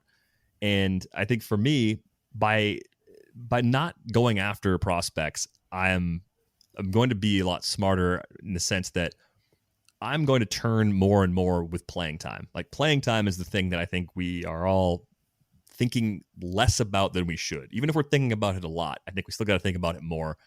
I believe that's where you get an edge over the field. We're all using the same sets of projections within reason. I think If you have your own internal set of projections that no one else sees, that's fantastic. But I don't know if your set of projections is going to be that much more accurate than ATC or The Bat or Steamer or Zips or Baseball HQ or RotoWire or whatever everybody else is using. They come out fairly close to each other. And then we have the groupthink of ADP and all those things that factor in. If you are turning on the wire, thinking more about playing time and less about prospect pedigree, I think you're going to get value there. And you can afford to make more moves that way too. You can take more shots at 2, 3, 4, 5% of your budget if you're not splashing 20, 25, 30% out there for one player or for two players when those big name prospects come around. But the other reason for my reduced interest in prospects in season, especially at that price point, I guess if there's cheaper prospects that come up, you can take your shot on them like you can take your shot on anybody else. I think the gap between AAA and the big leagues right now is wider than it's been probably as long as I've been playing fantasy baseball. I've been playing since the early 2000s, and I've been playing in FAAB leagues for at least a decade now. And it seems while you can hit on the Juan Sotos and the Yordan Alvarez's, like those players do come up and they do have success sometimes. It seems less likely to me coming out of 2020, now than it has in a long time. And I think the carryover effect of the lost minor league season is going to go beyond this year. We saw some really ugly lines from prospects this year. We saw some really ugly lines from guys debuting in the big leagues who we thought were going to be really good players from the jump. Jared Kelenic is probably the most prominent example of that. And I think for me, it's just being a lot more patient with the development of young players. It applies to keeper and dynasty leagues too. So I guess this is not just a FAAB sort of thing, but I just think our expectations were already probably unfairly high because of some like future Hall of Famers having success right away upon arrival. And now we have the bump in the development curve that's going to throw us off and continue to make those players generally poor values going forward. So that's, for me, the biggest adjustment I'm going to make. I'm not going to sit back and try to hold money for FAABapalooza and not expect to throw 15, 20, 25% of a budget at a prospect when they get the call. I'm going to go ahead and just churn that roster as much as I possibly can with smaller additions with a more playing time centric approach. Kevin, like throughout this season, obviously you had to make adjustments for a full season, just like everybody else did, compared to your very successful 2020 season where it was a lot shorter. Like, what adjustments did you make? And we talked about adjustments you planned on making, but what adjustments did you find yourself making to go into that longer season or to go back to that longer season? Did you focus on specific types of players that you were successful with, or was it more of just very situational week in, week out? No, I think it's what I didn't do that I planned on doing. The 2020 season made it very easy to be aggressive in dropping players. And I planned on coming into 2021 trying to stay close to that aggressive. Guys that weren't going to be back for a while, let them go. Or guys not performing, let them go. And that was my plan. And I tried to do that. But there's still some guys. I had Carlos Carrasco on rosters all season long. And I'm like, in hindsight, should have just let him go a long time ago. And to DVR's point, then I have that spot to churn my roster, get guys that are getting innings, get guys that are getting plate appearances that I can plug into my lineup more on a daily basis. I really thought that 2020 gave us a chance to experiment because there was not going to be a penalty. There was no chance of those guys coming back, and to continue doing that. And I didn't do it to the extent that I wanted to. That makes sense. And I wonder how much, and this is something I plan on looking into a little bit more in the off season, but how much emphasis there should be or could be on specific positions in FAAB, whether it's you talk about FAABapalooza with prospects. This year it was FAABapalooza with closers, especially at the onsite of the season, Derek. And it was everybody is well aware of like how much Julian Merriweather was going for in the first week of the season, first FAAB period. But like the 2-start pitcher approach, whether or not that is an approach that actually bears the amount of fruit that people think it does. And we talk about volume, and sure, obviously you're going to get the innings and the production, but I do wonder about, and we had Todd Whitestone on the episode last week, and he's done lots of research this year on FAAB and kind of and the results of the players that are being taken. But I'd be curious to know, everybody talks about being Gombered early on in the season when they went for that 2-start approach. And obviously he got smacked around in San Francisco and put a lot of people back, and that tainted their view on picking him up for the next 2-start, or picking up Joe Ross, or the guys that really hit into your ratios specifically in those 2 starts. So the volume obviously plays both ways, especially on the pitching side. Did you feel as though that volume play in on the pitching side specifically does more harm than good, or is that still a direction or is that a direction at all that you typically go in regardless, just because you're trying to get that volume? Yeah, I still generally want 2-start pitchers. I know it can backfire, but I would expect your plus expected value on wins in a 2-start week and Ks for sure.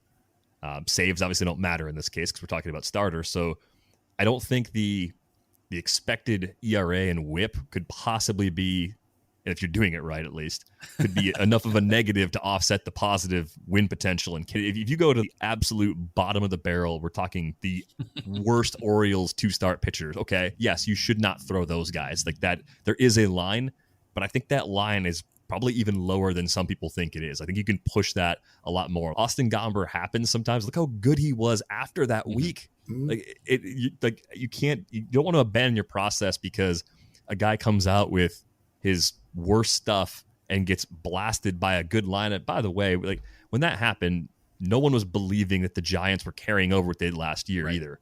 We know now the Giants are a legitimately good offense. So that should also be factored into, did I do something wrong? Yeah, maybe the thing we did wrong in that case was we thought the Giants were a cakewalk matchup. That might be the one part of the process that we screwed up in all throwing Gomber out there for that 2-start week. But I think as far as the principle of going after 2-start guys, I would err on the side of being more aggressive there than you probably have been to this point. Yeah, we talk about, typically we won't do it on this episode because there's not a future week to talk about, but we usually talk about guys that are lined up to be 2-start pitchers, not this coming week, but the week after, trying to get ahead of the game, trying to save a couple bucks, especially midway through the season. And so it's obviously something that's still a valid, and one of the major things that we talk about is these are the matchups that they would have if they keep their 2 starts.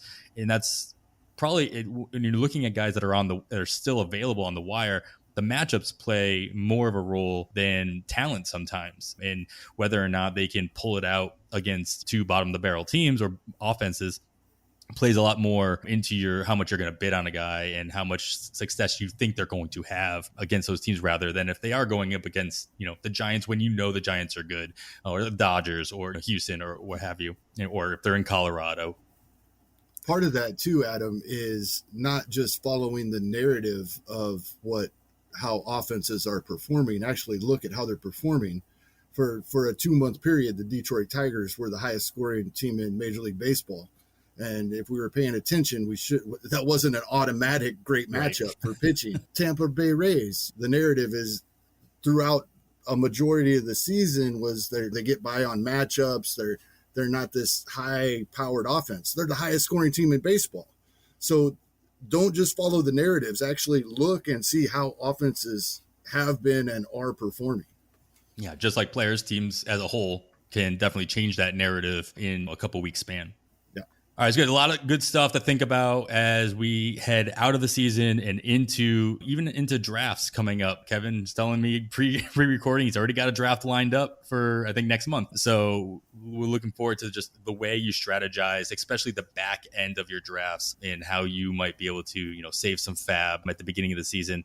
It's throwing darts at the wall when you draft this early in the off season, but as you get closer and closer to the start of the season, how you draft at the back end of your drafts, especially in the 15-teamer, can really affect how you spend your FAAB early on in the season. So something to consider as we get, into 2022.